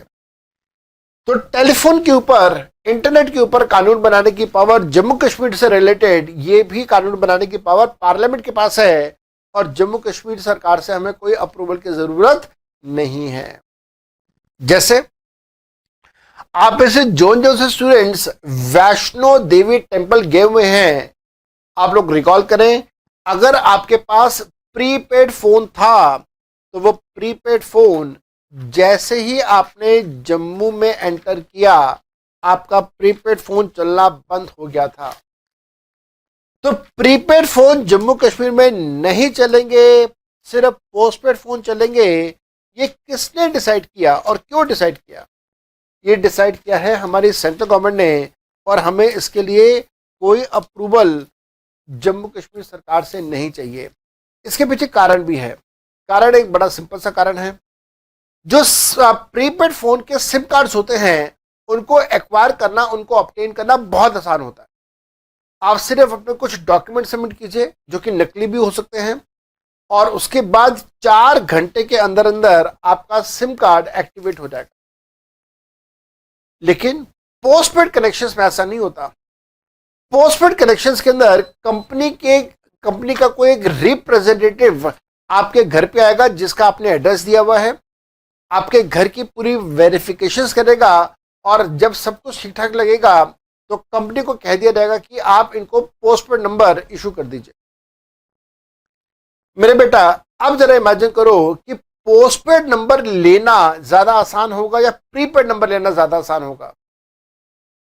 यस, आप ठीक सोच रहे हैं, प्रीपेड नंबर लेना ज्यादा आसान होता है। दूसरी बात, प्रीपेड नंबर 4 घंटे के अंदर अंदर चालू हो जाता है, लेकिन पोस्टपेड नंबर को स्टार्ट होने में लगभग 3 से लेकर 4 दिन लग जाते हैं। अब बताइए, प्रीपेड नंबर आपने खरीदा, हाथों हाथ वो स्टार्ट हो गया, बताइए मिसयूज की प्रोबेबिलिटी ज्यादा किसमें है? क्या मिसयूज प्रीपेड फोन का ज्यादा होगा या पोस्टपेड फोन का ज्यादा होगा?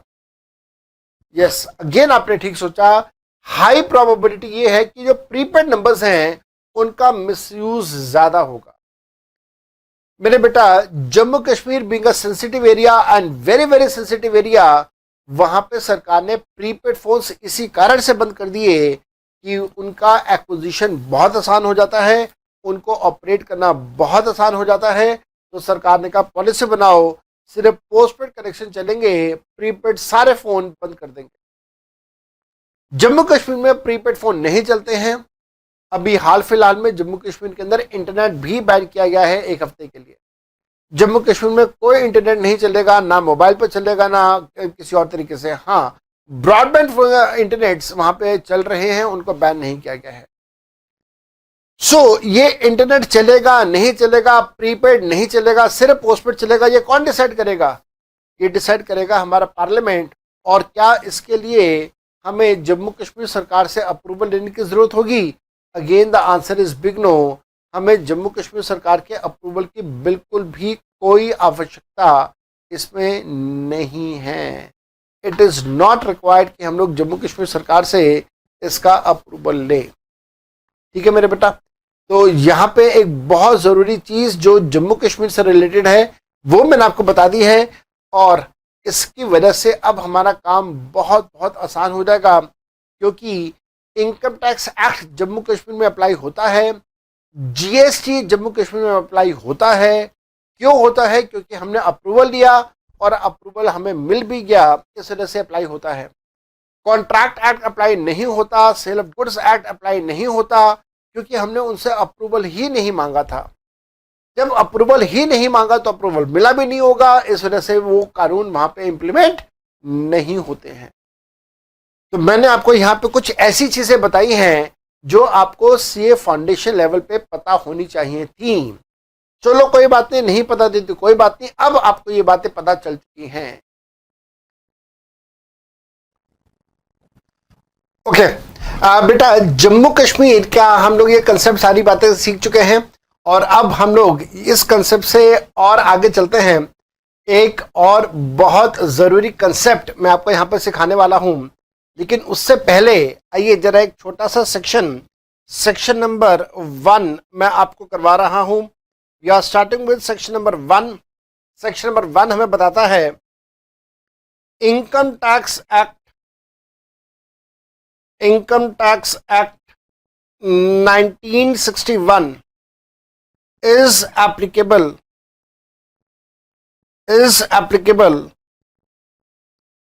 to whole of India. It is applicable to whole of India, and it became applicable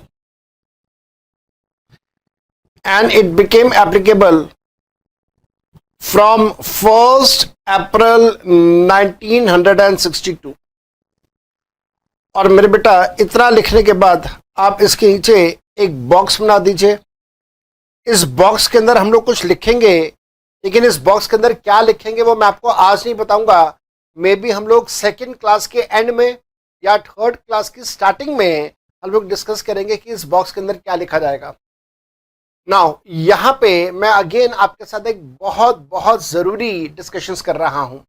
वो डिस्कशन ये है कि कोई भी कानून हो, चाहे वो आपका कॉन्ट्रैक्ट एक्ट हो, चाहे वो आपका सेल ऑफ गुड्स एक्ट हो, पार्टनरशिप एक्ट हो, इनकम टैक्स एक्ट कर रहे हैं, बाद में कुछ टाइम के बाद, कुछ महीनों के बाद हम लोग जीएसटी करेंगे। कोई भी कानून हो, हर कानून का सेक्शन नंबर 1 आपको ये बताता है कि ये कानून बना तो बनने के बाद कहाँ कहाँ पे लागू होगा, कहाँ कहाँ पे इम्प्लीमेंट होगा, और दूसरी बात ये कानून कौन सी तारीख से इंप्लीमेंट होगा।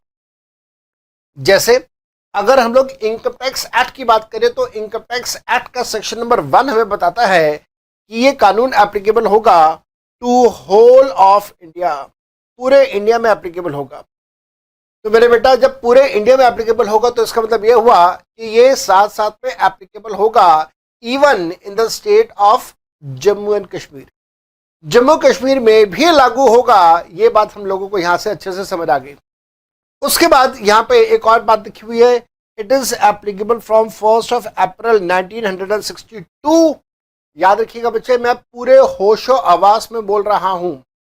ये इनकम टैक्स एक्ट 61 का है, लेकिन लागू होगा अप्रैल 62 से। 61 का कानून लागू होगा 62 से, तो यहां से हमारी एक सोच गलत साबित हो जाती है। आज से पहले हम लोगों ने सीपीटी लेवल पे, फाउंडेशन लेवल पे सीखा, या हमको ये सिखाया गया कि 1961 या कोई भी ईयर का मतलब ये होता है कि इस ईयर से ये कानून लागू हो गया, इस ईयर से ये कानून इंप्लीमेंट हो गया। नहीं मेरे बेटा, ऐसा कुछ नहीं है। यहाँ पे 1961 जो लिख दिया, इसका मतलब ये है इसका मतलब यह है कि इस ईयर में नोटिफिकेशन आया था, इस ईयर में नोटिफिकेशन आया था कानून को अप्लाई करने के लिए। लेकिन उस नोटिफिकेशन में कोई तारीख लिखी होगी जिस तारीख से कानून इंप्लीमेंट होगा। तो नोटिफिकेशन में तारीख दी गई 1 अप्रैल 1962, तो कानून इंप्लीमेंट होगा 1 अप्रैल 1962 से। सेक्शन नंबर 1 आपको हमेशा दो बातें बताता है। पहली बात बताता है कि कानून बनने के बाद कहां कहां पे लागू होगा और कब से लागू होगा। तो section number 1 of income tax act हमें बता रहा है कि यह कानून बनने के बाद लागू होगा पूरे इंडिया में और लागू होगा 1 अप्रैल 1962 से। मेरे बेटा इसके नीचे एक बॉक्स बना दीजिएगा, 3-4 लाइनों का एक बॉक्स बना दीजिएगा। इस बॉक्स के अंदर हम लोग लिखेंगे कि 1962 की इंपॉर्टेंस क्या है। लेकिन इस बॉक्स पे जो कुछ भी हम लोगों ने लिखना है उसका डिस्कशन मैं आज नहीं करूंगा आपके साथ, इसका डिस्कशन मैं आपके साथ करूंगा दूसरी क्लास के एंड पे या शायद तीसरी क्लास के स्टार्टिंग पे। अभी तो हम लोग अपनी सिर्फ फर्स्ट क्लास कर रहे हैं। इसके बाद हम लोग और यहां से आगे चलेंगे, तो हम लोग यहां पे आएंगे सेक्शन नंबर 2 में। हम लोग और आगे चलेंगे तो हम लोग आएंगे सेक्शन नंबर 2 में। सेक्शन नंबर 2 में डेफिनेशंस दी जाती हैं। सेक्शन नंबर 2 में डेफिनेशंस दी जाती हैं। पहले कुछ बात मैं लिखवा देता हूं, उसके बाद मैं आपको समझाऊंगा। देखिएगा बेटा, there are many terms, there are many terms which are used with high frequency, which are used with high frequency in the law. All such terms are defined in section number 2. However, sometimes some terms are given, या some terms की जगह some definitions लिख देना। some definitions are given in section other than section 2। ध्यान से लिखो मेरे बेटा, आपने क्या लिखा है, ध्यान से देखो आपने क्या लिखा है। मैंने आपको यह कहा कि सेक्शन नंबर 2 डेफिनेशन से रिलेटेड होता है। डेफिनेशन से हमारा क्या मतलब है? मैंने आपको यह कहा कि पूरे कानून के अंदर कई बार ऐसी बहुत सारी टर्म्स होती हैं जिनको बार बार इस्तेमाल किया जाता है। जैसे अगर हम लोग इनकम टैक्स एक्ट की बात करें तो इनकम टैक्स एक्ट में इनकम वर्ड बार बार दोहराया जाएगा। इंडिया वर्ड बार बार दोहराया जाएगा।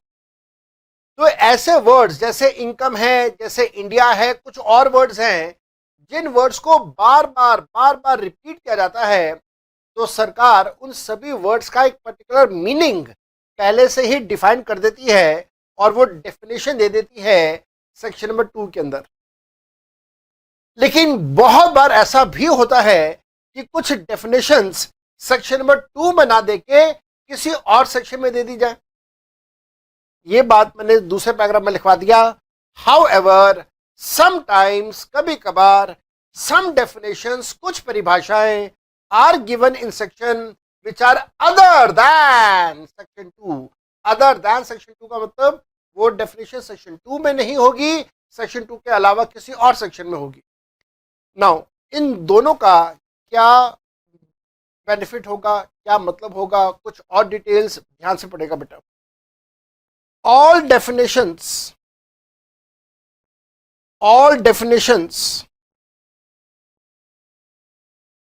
which are given in section 2 will be applicable to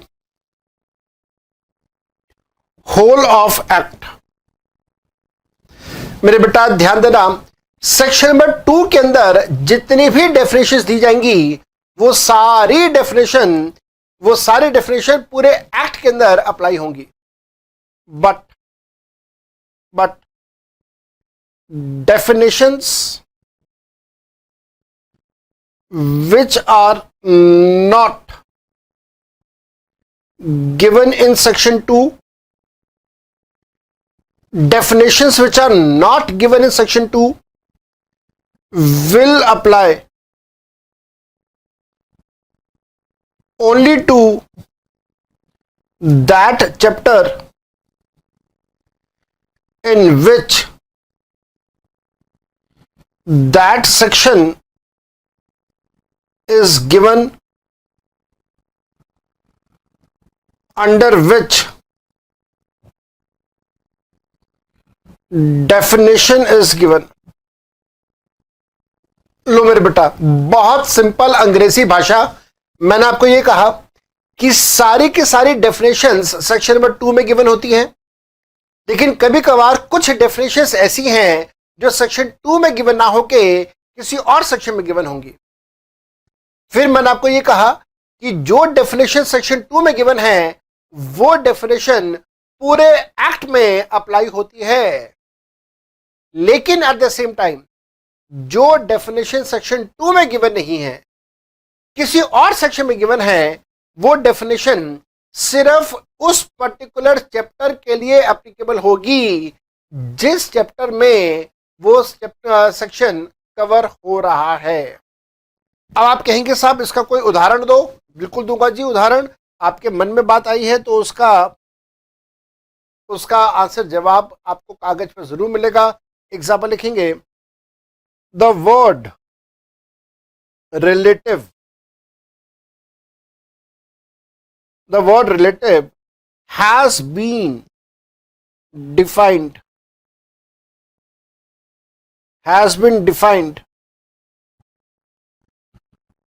under section 2 and section 56। मेरे बेटा इनकम टैक्स के कानून में एक वर्ड हम लोग बार बार पढ़ेंगे जिसका नाम है रिलेटिव। ये जो वर्ड है रिलेटिव, इस रिलेटिव वर्ड को दो अलग अलग सेक्शंस के अंदर कवर किया गया है। एक है सेक्शन नंबर 2 और दूसरा है सेक्शन नंबर 56। दो सेक्शंस के अंदर इसको बार बार कवर किया गया, सेक्शन 2 के अंदर और सेक्शन 56 के अंदर।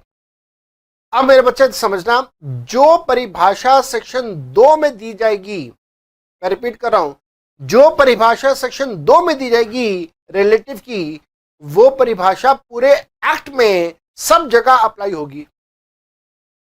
लेकिन जो परिभाषा सेक्शन 56 में दी गई है वो परिभाषा सिर्फ उसी एक्ट में उसी चैप्टर में अप्लाई होगी जिस चैप्टर में सेक्शन 56 कवर किया जाता है। अब आपको तो नहीं पता कि सेक्शन 56 किस में आता है, मेरे को पता है। सेक्शन नंबर 56 आता है हमारे इस चैप्टर के अंदर, जो चैप्टर नंबर 10 है हमारा income from other sources. Income from other sources जो हमारा चैप्टर है, इस चैप्टर के अंदर सेक्शन नंबर 56 आता है। तो इसका मतलब डेफिनेशन जो सेक्शन नंबर 56 में होगी वो सिर्फ एक चैप्टर के लिए होगी, और वो एक चैप्टर कौन सा होगा, इनकम फ्रॉम अदर सोर्सेज। और उसके अलावा जो सेक्शन नंबर 2 के अंदर डेफिनेशन होगी वो सेक्शन नंबर 2 की डेफिनेशन बाकी सारे चैप्टर्स के लिए एप्लीकेबल होगी। और मेरे बेटा जल्दी से इस बात को लिख लेते हैं। The definition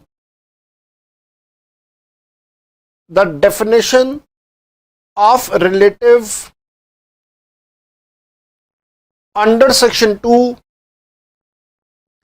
will apply to whole income tax act, but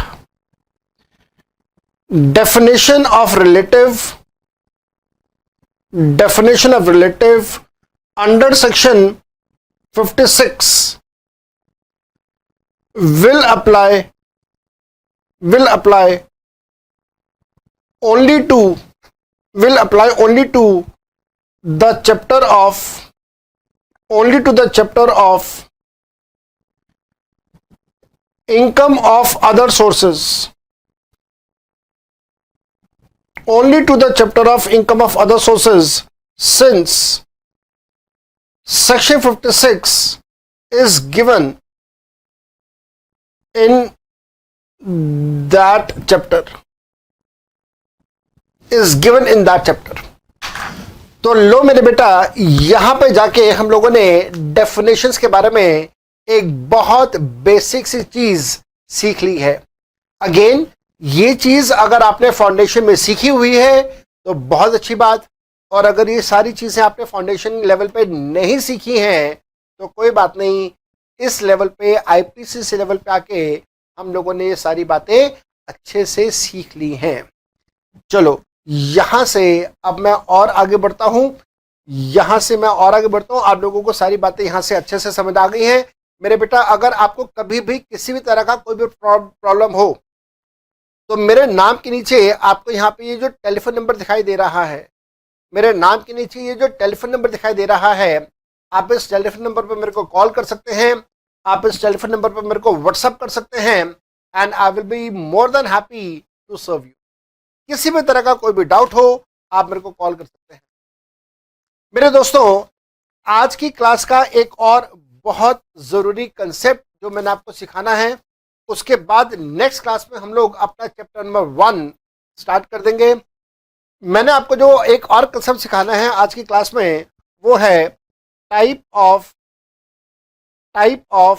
definitions.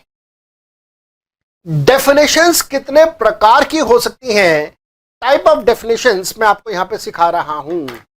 Type of definitions याद रखिएगा. डेफिनेशंस कितने प्रकार की हो सकती हैं? डेफिनेशंस 3 प्रकार की हो सकती हैं. Definitions can be of 3 types. पहली definition, first definition is inclusive definition.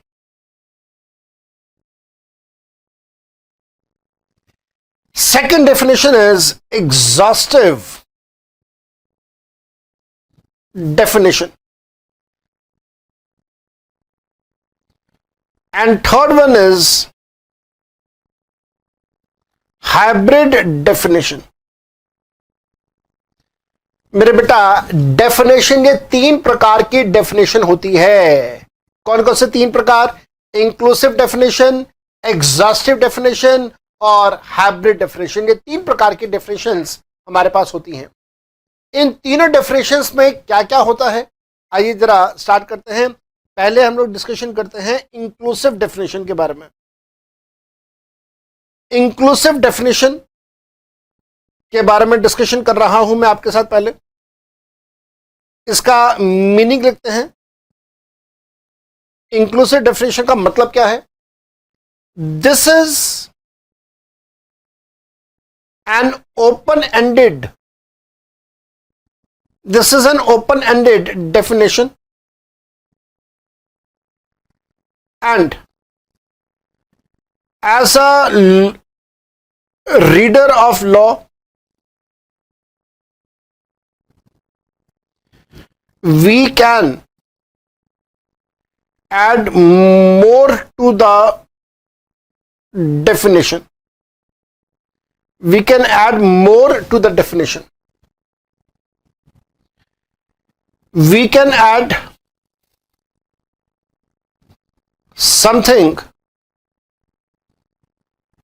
which is not mentioned in definition. We can add something which is not mentioned in the definition, but it should be of same nature as that of what is already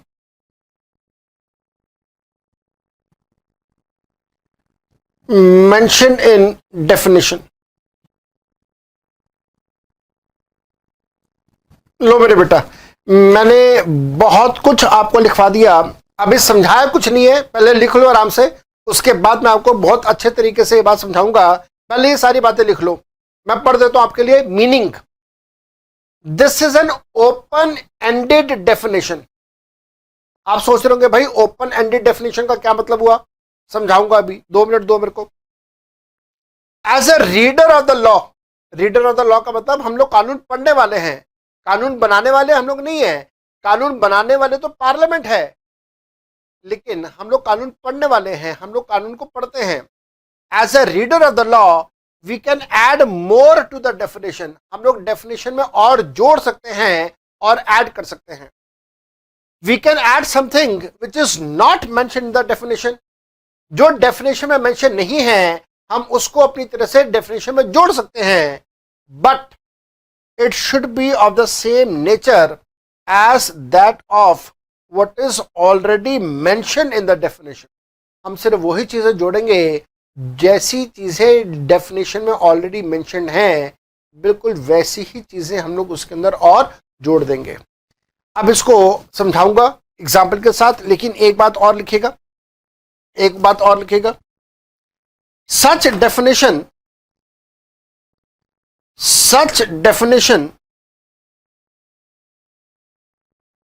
always starts with the word includes। मेरे बेटा याद रखिएगा, inclusive definition की पहचान है कि inclusive definition हमेशा, inclusive definition की पहचान है कि इंक्लूसिव डेफिनेशन हमेशा स्टार्ट होगी कौन से वर्ड से स्टार्ट होगी, हमेशा स्टार्ट होगी विद द वर्ड इंक्लूड्स। हमेशा इंक्लूड्स वर्ड से जो डेफिनेशन स्टार्ट होगी आप उसको बोलेंगे कि वो इंक्लूसिव डेफिनेशन है। नाउ अब मैं आपको इसका उदाहरण दे रहा हूं बात को समझाने के लिए, बहुत बहुत ध्यान से समझेगा। मान लीजिए मैंने यहां पे लिखा I love cat dog cow and other animals. मान लीजिए मैंने एक सेंटेंस में लिखा I love cat dog cow and other animals. मैं प्यार करता हूं बिल्ली को, कुत्ते को, गाय को और कुछ जानवरों को मैं प्यार करता हूं। अब अगर मैंने यहां पे लिख दिया कि मैं कुछ और जानवरों को प्यार करता हूं, तो आपके मन में एक प्रश्न आ गया कि भाई कौन कौन से जानवरों को प्यार करते हो ये तो बताओ। पर मैं बताना नहीं चाहता कि मैं और कौन से जानवरों को प्यार करता हूं, मैं चाहता हूं एज अ रीडर आप गेस करें कि मैं कौन से जानवरों को प्यार करता हूं। अब भाई ये गेस करना तो बड़ा मुश्किल है, लेकिन अगर हम लोग कानून को पढ़ने का तरीका सीख लें तो ये गेस करना बहुत आसान है। सुनो ध्यान से, कानून ऐसे तरीके से पढ़ा जाता है, ऐसे तरीके से समझा जाता है। कानून के अंदर जब कोई इस प्रकार का अक्षर लिख दिया जाए, कोई इस प्रकार का वर्ड लिख दिया जाए जिसका एग्जैक्ट मीनिंग क्या है हम समझ नहीं पा रहे, जिसमें कोई एम्बिग्विटी आ रही है, जिसके अंदर कोई 100% क्लैरिफिकेशन नहीं है, तो उस अक्षर को समझने के लिए हम हमेशा उससे पिछले वर्ड्स का नेचर चेक करते हैं। यहां पर लिखा हुआ है अदर एनिमल्स। अदर एनिमल्स को समझने के लिए हम हमेशा उसके पीछे वाले एनिमल्स का नेचर चेक करेंगे।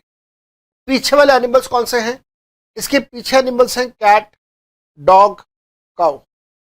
मेरे बेटा ध्यान देना, कैट, डॉग, काउ ये तीनों के तीनों डोमेस्टिक एनिमल्स हैं। कैट भी डोमेस्टिक एनिमल, डॉग भी डोमेस्टिक एनिमल, काउ भी डोमेस्टिक एनिमल। तो जब यहां पे मैंने लिख दिया अदर एनिमल्स, तो अदर एनिमल्स में डोमेस्टिक एनिमल्स ही आएंगे। जैसे गोट इसके अंदर आ सकता है, जैसे ऑक्स, बैल इसके अंदर आ सकता है, जैसे बफेलो इसके अंदर हम लोग इंक्लूड कर सकते हैं। इस प्रकार के जो डोमेस्टिक एनिमल्स हैं आप इस अदर एनिमल्स में डोमेस्टिक एनिमल्स को इंक्लूड कर सकते हैं, तो इस प्रकार के एनिमल्स आ जाएंगे। लेकिन अगर आप सोचें कि साहब मैं लायन को भी इस अदर एनिमल्स में लिख दूं, एलिफेंट को लिख दूं, टाइगर को लिख दूं, तो ये सारे के सारे डोमेस्टिक एनिमल्स हैं, और क्योंकि ये डोमेस्टिक एनिमल्स हैं तो आप इनको इसके अंदर शामिल नहीं कर सकते हैं। मेरे बेटा, this is one of the best possible examples for inclusive definition. Inclusive definition is always an open ended definition. Open ended का मतलब है कि उसका सिरा खुला हुआ है, उसका छोर खुला हुआ है, वो ओपन एंडेड है। आप इसके अंदर जितनी और चीजें अपनी तरह से ऐड करना चाहें आप ऐड कर सकते हैं। लेकिन आप जब इसके अंदर ऐड करेंगे तो ध्यान रखना, आप ऐड करते समय सिर्फ वही चीजें ऐड करें जिनका नेचर बिल्कुल वैसा ही है जैसा पहले लिखे हुए वर्ड्स का नेचर है। आपने अदर एनिमल्स पे जितने भी जानवर ऐड करने हैं, 2, 4, 8, 10, 15, 20, 25, 40, जितने भी जानवर आपने इस अदर एनिमल्स की लिस्ट में ऐड करने हैं आप कर सकते हैं। लेकिन याद रखिएगा, वो अदर एनिमल्स आपके सारे डोमेस्टिक एनिमल्स होने चाहिए, क्योंकि cat, dog, cow domestic animals हैं। अदर एनिमल्स में वाइल्ड एनिमल्स नहीं आएंगे, जैसे लायन, एलिफेंट, टाइगर नहीं आएगा। इस बात को आपने याद रखना है मेरे बेटा। सो अदर एनिमल्स में कौन कौन से जानवर, it is an open ended. आप जानवरों की लिस्ट बढ़ा सकते हैं, एन इन्फिनिटी टाइम्स आप इसको बढ़ा सकते हैं, लेकिन बढ़ाते समय याद रखना है आपने वही जानवर ऐड करने हैं जो कैट, डॉग, काउ के नेचर के हैं, डोमेस्टिक नेचर के हैं। आप वाइल्ड एनिमल्स इसके अंदर ऐड नहीं कर सकते। नाउ अब आप इसको पढ़िए, अब आप इसको डेफिनेशन की मीनिंग को पढ़ेंगे तो आपको बात समझ आएगी। क्या लिखा था हमने? मीनिंग है this is an open ended definition. That means आप उसके अंदर और ऐड करना चाहो, ऐड करना चाहो, ऐड करना चाहो, आप ऐड कर सकते हैं, कोई दिक्कत नहीं है। And as a reader of the law, मेरे बच्चे याद रखना, आप सिर्फ कानून पढ़ने वाले हैं, आप कानून बनाते नहीं हैं, आप सिर्फ कानून पढ़ते हैं। As a reader of the law we can add more to the definition. हम अपनी मर्जी से डेफिनेशन में और जोड़ना चाहें जोड़ सकते हैं। We can add something which is not mentioned in the definition. हम डेफिनेशन में वो सब कुछ जोड़ सकते हैं जो डेफिनेशन में गिवन नहीं है, but it should be of the same nature as that of what is already mentioned in the definition. जैसा डेफिनेशन में ऑलरेडी गिवन है बिल्कुल उसी के नेचर जैसा कुछ और आप ऐड करेंगे अपनी मर्जी से। ऐसा नहीं जो मन में आया वो ऐड कर दिया, नहीं, आप वही चीज ऐड करेंगे जैसा डेफिनेशन में ऑलरेडी मेंशन्ड है उसी के नेचर का। साथ साथ में मेरे बच्चे एक बात का ध्यान देना, इंक्लूसिव डेफिनेशन की पहचान होती है कि इंक्लूसिव डेफिनेशन की पहचान होती है कि इंक्लूसिव डेफिनेशन शुरू होती है with the word called includes. जब कभी भी डेफिनेशन इंक्लूड्स वर्ड से स्टार्ट होगी तो उसको हम लोग बोलेंगे एज एन इंक्लूसिव डेफिनेशन। सो उसका मैंने आपको एक उदाहरण दे दिया। अब मेरे बच्चे दूसरा लिखेंगे आप, एग्जॉस्टिव डेफिनेशन।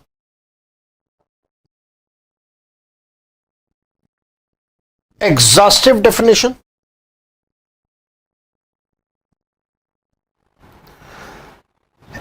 एग्जॉस्टिव डेफिनेशन के बारे में हम लोग यहां डिस्कशन कर रहे हैं। एग्जॉस्टिव डेफिनेशन का मीनिंग लिखेंगे हम लोग, जैसे मैंने आपको मीनिंग लिखवाया इंक्लूसिव डेफिनेशन का, बिल्कुल वैसे ही मीनिंग लिखेंगे पहले एग्जॉस्टिव डेफिनेशन का, और उसके बाद फिर मैं आपको इसका एक्सप्लेनेशन दे दूंगा। एग्जॉस्टिव डेफिनेशन का meaning, this is a close-ended, this is a close-ended definition and the reader of law cannot add more to the definition। मेरे बेटा, this is a close ended definition. जब मैंने कहा क्लोज एंडेड डेफिनेशन, तो इसका मतलब आप इस डेफिनेशन को एक्सपैंड या एक्सटेंड नहीं कर सकते हो। जो डेफिनेशन में लिखा सिर्फ वो, उसके अलावा और कुछ नहीं इस डेफिनेशन के अंदर आएगा। whatever has been written, that is full, that is final, that is closed ended definition। और हम लोग इसको पढ़ते समय as a reader of the law हम इसको अपनी तरह से और इसके अंदर कुछ भी ऐड नहीं कर सकते हैं। लिखिएगा, we can not add more to the definition, we cannot add more to the definition, neither of same nature,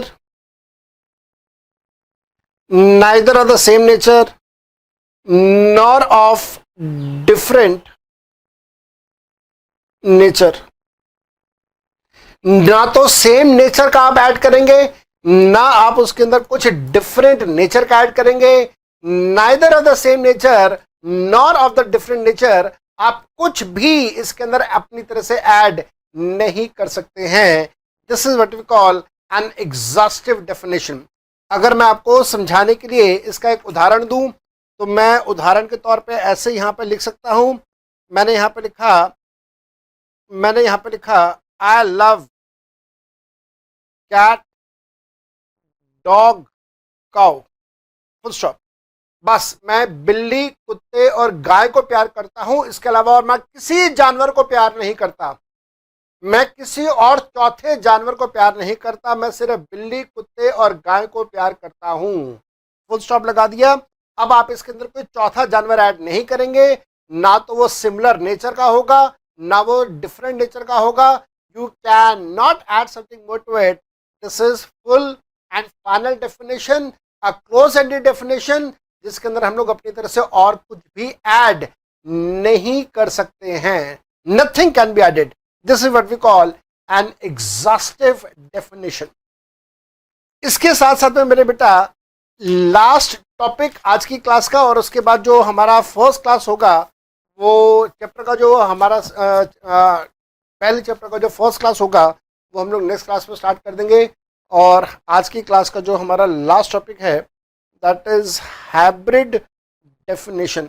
अच्छा, हाइब्रिड डेफिनेशन को स्टार्ट करने से पहले एक चीज़ और ध्यान रखना, यहाँ पे लिख देना अगर जगह है। हाँ, मेरे पास जगह है, यहाँ पे मेरे बच्चे लिख देना। जो एग्जॉस्टिव डेफिनेशन थी यहाँ पे लिख देना, exhaustive definition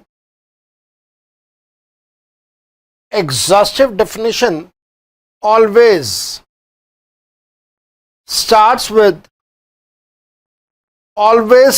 with the word means। ये डेफिनेशन हमेशा स्टार्ट होगी, और कौन से वर्ड से स्टार्ट होगी? ये डेफिनेशन हमेशा स्टार्ट होगी विद द वर्ड मीन्स। तो ध्यान दीजिएगा, जब कभी भी डेफिनेशन इंक्लूड्स वर्ड से स्टार्ट हो तो हम बोलते हैं कि that is an inclusive definition. लेकिन जब कभी भी डेफिनेशन मीन्स वर्ड से स्टार्ट होगी तो हम बोलेंगे that is an exhaustive definition. उसके बाद हमारे पास आ रहा है hybrid definition. In this definition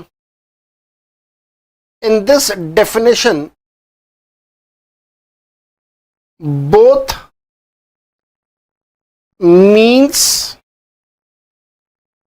and includes words are used. मेरे बच्चे याद रखिएगा, इस डेफिनेशन में दोनों प्रकार के वर्ड्स यूज होंगे। दो कौन कौन से? इसके अंदर आप मीन्स वर्ड को भी इंक्लूड करेंगे और इंक्लूड्स वर्ड को भी आप इंक्लूड करेंगे। दोनों प्रकार के वर्ड्स इसके अंदर यूज किए जाएंगे।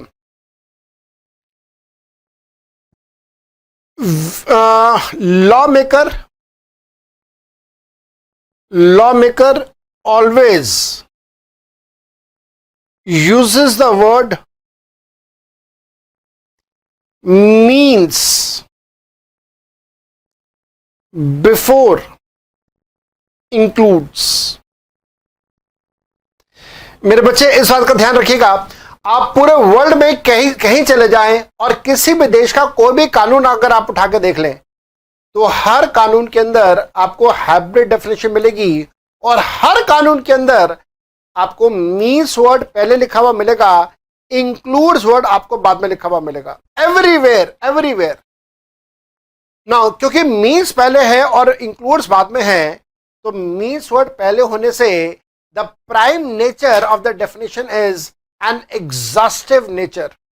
देखिएगा, since means word is used before includes, the prime nature of definition is exhaustive. The prime nature of definition is exhaustive. Definition का जो मेन नेचर है, प्राइम नेचर है, वो डेफिनेशन का main prime nature is exhaustive nature. This definition is also close ended definition. ये definition भी close ended definition है and it cannot be expanded ये डेफिनेशन भी क्लोज एंडेड डेफिनेशन है और आप इसको एक्सपैंड नहीं कर सकते हैं। अगर आप इसका उदाहरण लिखना चाहें तो मैं इसका उदाहरण इस प्रकार से दे सकता हूं। मैंने यहां पे लिखा, आई लव डोमेस्टिक एनिमल्स। अब मन में प्रश्न आ गया कि भाई कानून बनाने वाले ने लिखा कि आई लव डोमेस्टिक एनिमल्स, तो भाई वो कौन से डोमेस्टिक एनिमल्स को प्यार करता है? समझ ही नहीं आ रहा, ये पढ़ के तो समझ ही नहीं आ रहा कौन से डोमेस्टिक एनिमल्स को प्यार करता है। तो लॉ मेकर ने कहा, मैं अपनी बात को समझाने के लिए लिख रहा हूं, such as cat, dog and cow. तो मेरे बच्चे, जब इस प्रकार से डेफिनेशन लिख दी जाए तो ऐसे डेफिनेशन को आप बोलेंगे कि ये हाइब्रिड डेफिनेशन है, ये प्राइम नेचर इसका एग्जॉस्टिव है। याद रखिएगा, डोमेस्टिक एनिमल्स को प्यार करता है लॉ मेकर, और उसने बता दिया कि वो कौन से डोमेस्टिक एनिमल्स को प्यार करता है। उसने बता दिया कि वो कैट को, डॉग को, काऊ को प्यार करता है। अब आप इसके अंदर अपनी तरह से और कोई भी एनिमल ऐड नहीं करेंगे, ना आप कोई डोमेस्टिक एनिमल ऐड करेंगे, ना आप इसके अंदर अपनी तरह से कोई वाइल्ड एनिमल ऐड करेंगे। So this is again one hybrid definition which is again exhaustive in the nature, और आप इसको भी एक्सपैंड नहीं कर सकते हैं। Even this definition can not be expanded. मेरे बेटा, ये है हमारे पास तीन डेफिनेशंस, तीन प्रकार के डेफिनेशंस। और जब हम लोग इनकम टैक्स एक्ट पढ़ना स्टार्ट कर देंगे नेक्स्ट क्लास में, जब हम लोग प्रॉपर तरीके से अपनी सारी डेफिनेशंस करना स्टार्ट कर देंगे, तो आप देखेंगे वहां पे डेफिनेशंस में मैं मीन्स वर्ड यूज करूंगा, मैं इंक्लूड्स वर्ड यूज करूंगा, कुछ केसेस में इंक्लूड्स और मीन्स दोनों वर्ड यूज होंगे। तो आपको वहां पे ये समझ आएगा कि डेफिनेशन का नेचर क्या है। क्या ये डेफिनेशन एग्जॉस्टिव नेचर की है, इंक्लूसिव नेचर की है? अगर एग्जॉस्टिव है तो उसका इम्प्लीकेशन क्या है, अगर ये इंक्लूसिव नेचर की है तो उसका इम्प्लीकेशन क्या है। ये सारी बातें हम लोग सीखेंगे जैसे जैसे हम लोग अपनी क्लासेस में आगे बढ़ते रहेंगे। मेरे बेटा, ये एक बहुत बेसिक क्लास थी जहाँ पे कानून से रिलेटेड कुछ बहुत बेसिक सी बातें मैंने आपको बताई हैं, और इनकम टैक्स एक्ट मैंने भी पढ़ाना स्टार्ट नहीं किया है। इनकम टैक्स एक्ट मैं आपके साथ स्टार्ट करूंगा नेक्स्ट क्लास के अंदर, जहां पे हम लोग डेफिनेशंस का अपना पहला चैप्टर स्टार्ट कर देंगे। आपको किसी भी तरीके का कोई भी डाउट अगर इस क्लास में रहा हो, please you are most welcome to give me a call. आपके पास मेरे मोबाइल नंबर्स हैं, आपके पास मेरा ईमेल एड्रेसेस हैं। आप कभी भी किसी भी पॉइंट पे, किसी भी डाउट के लिए मेरे को कॉल करना चाहे आप कॉल कर सकते हैं। I will eagerly wait for your calls. I love to listen from your side. Till that time, bye bye and enjoy yourself. Take very good care of yourself.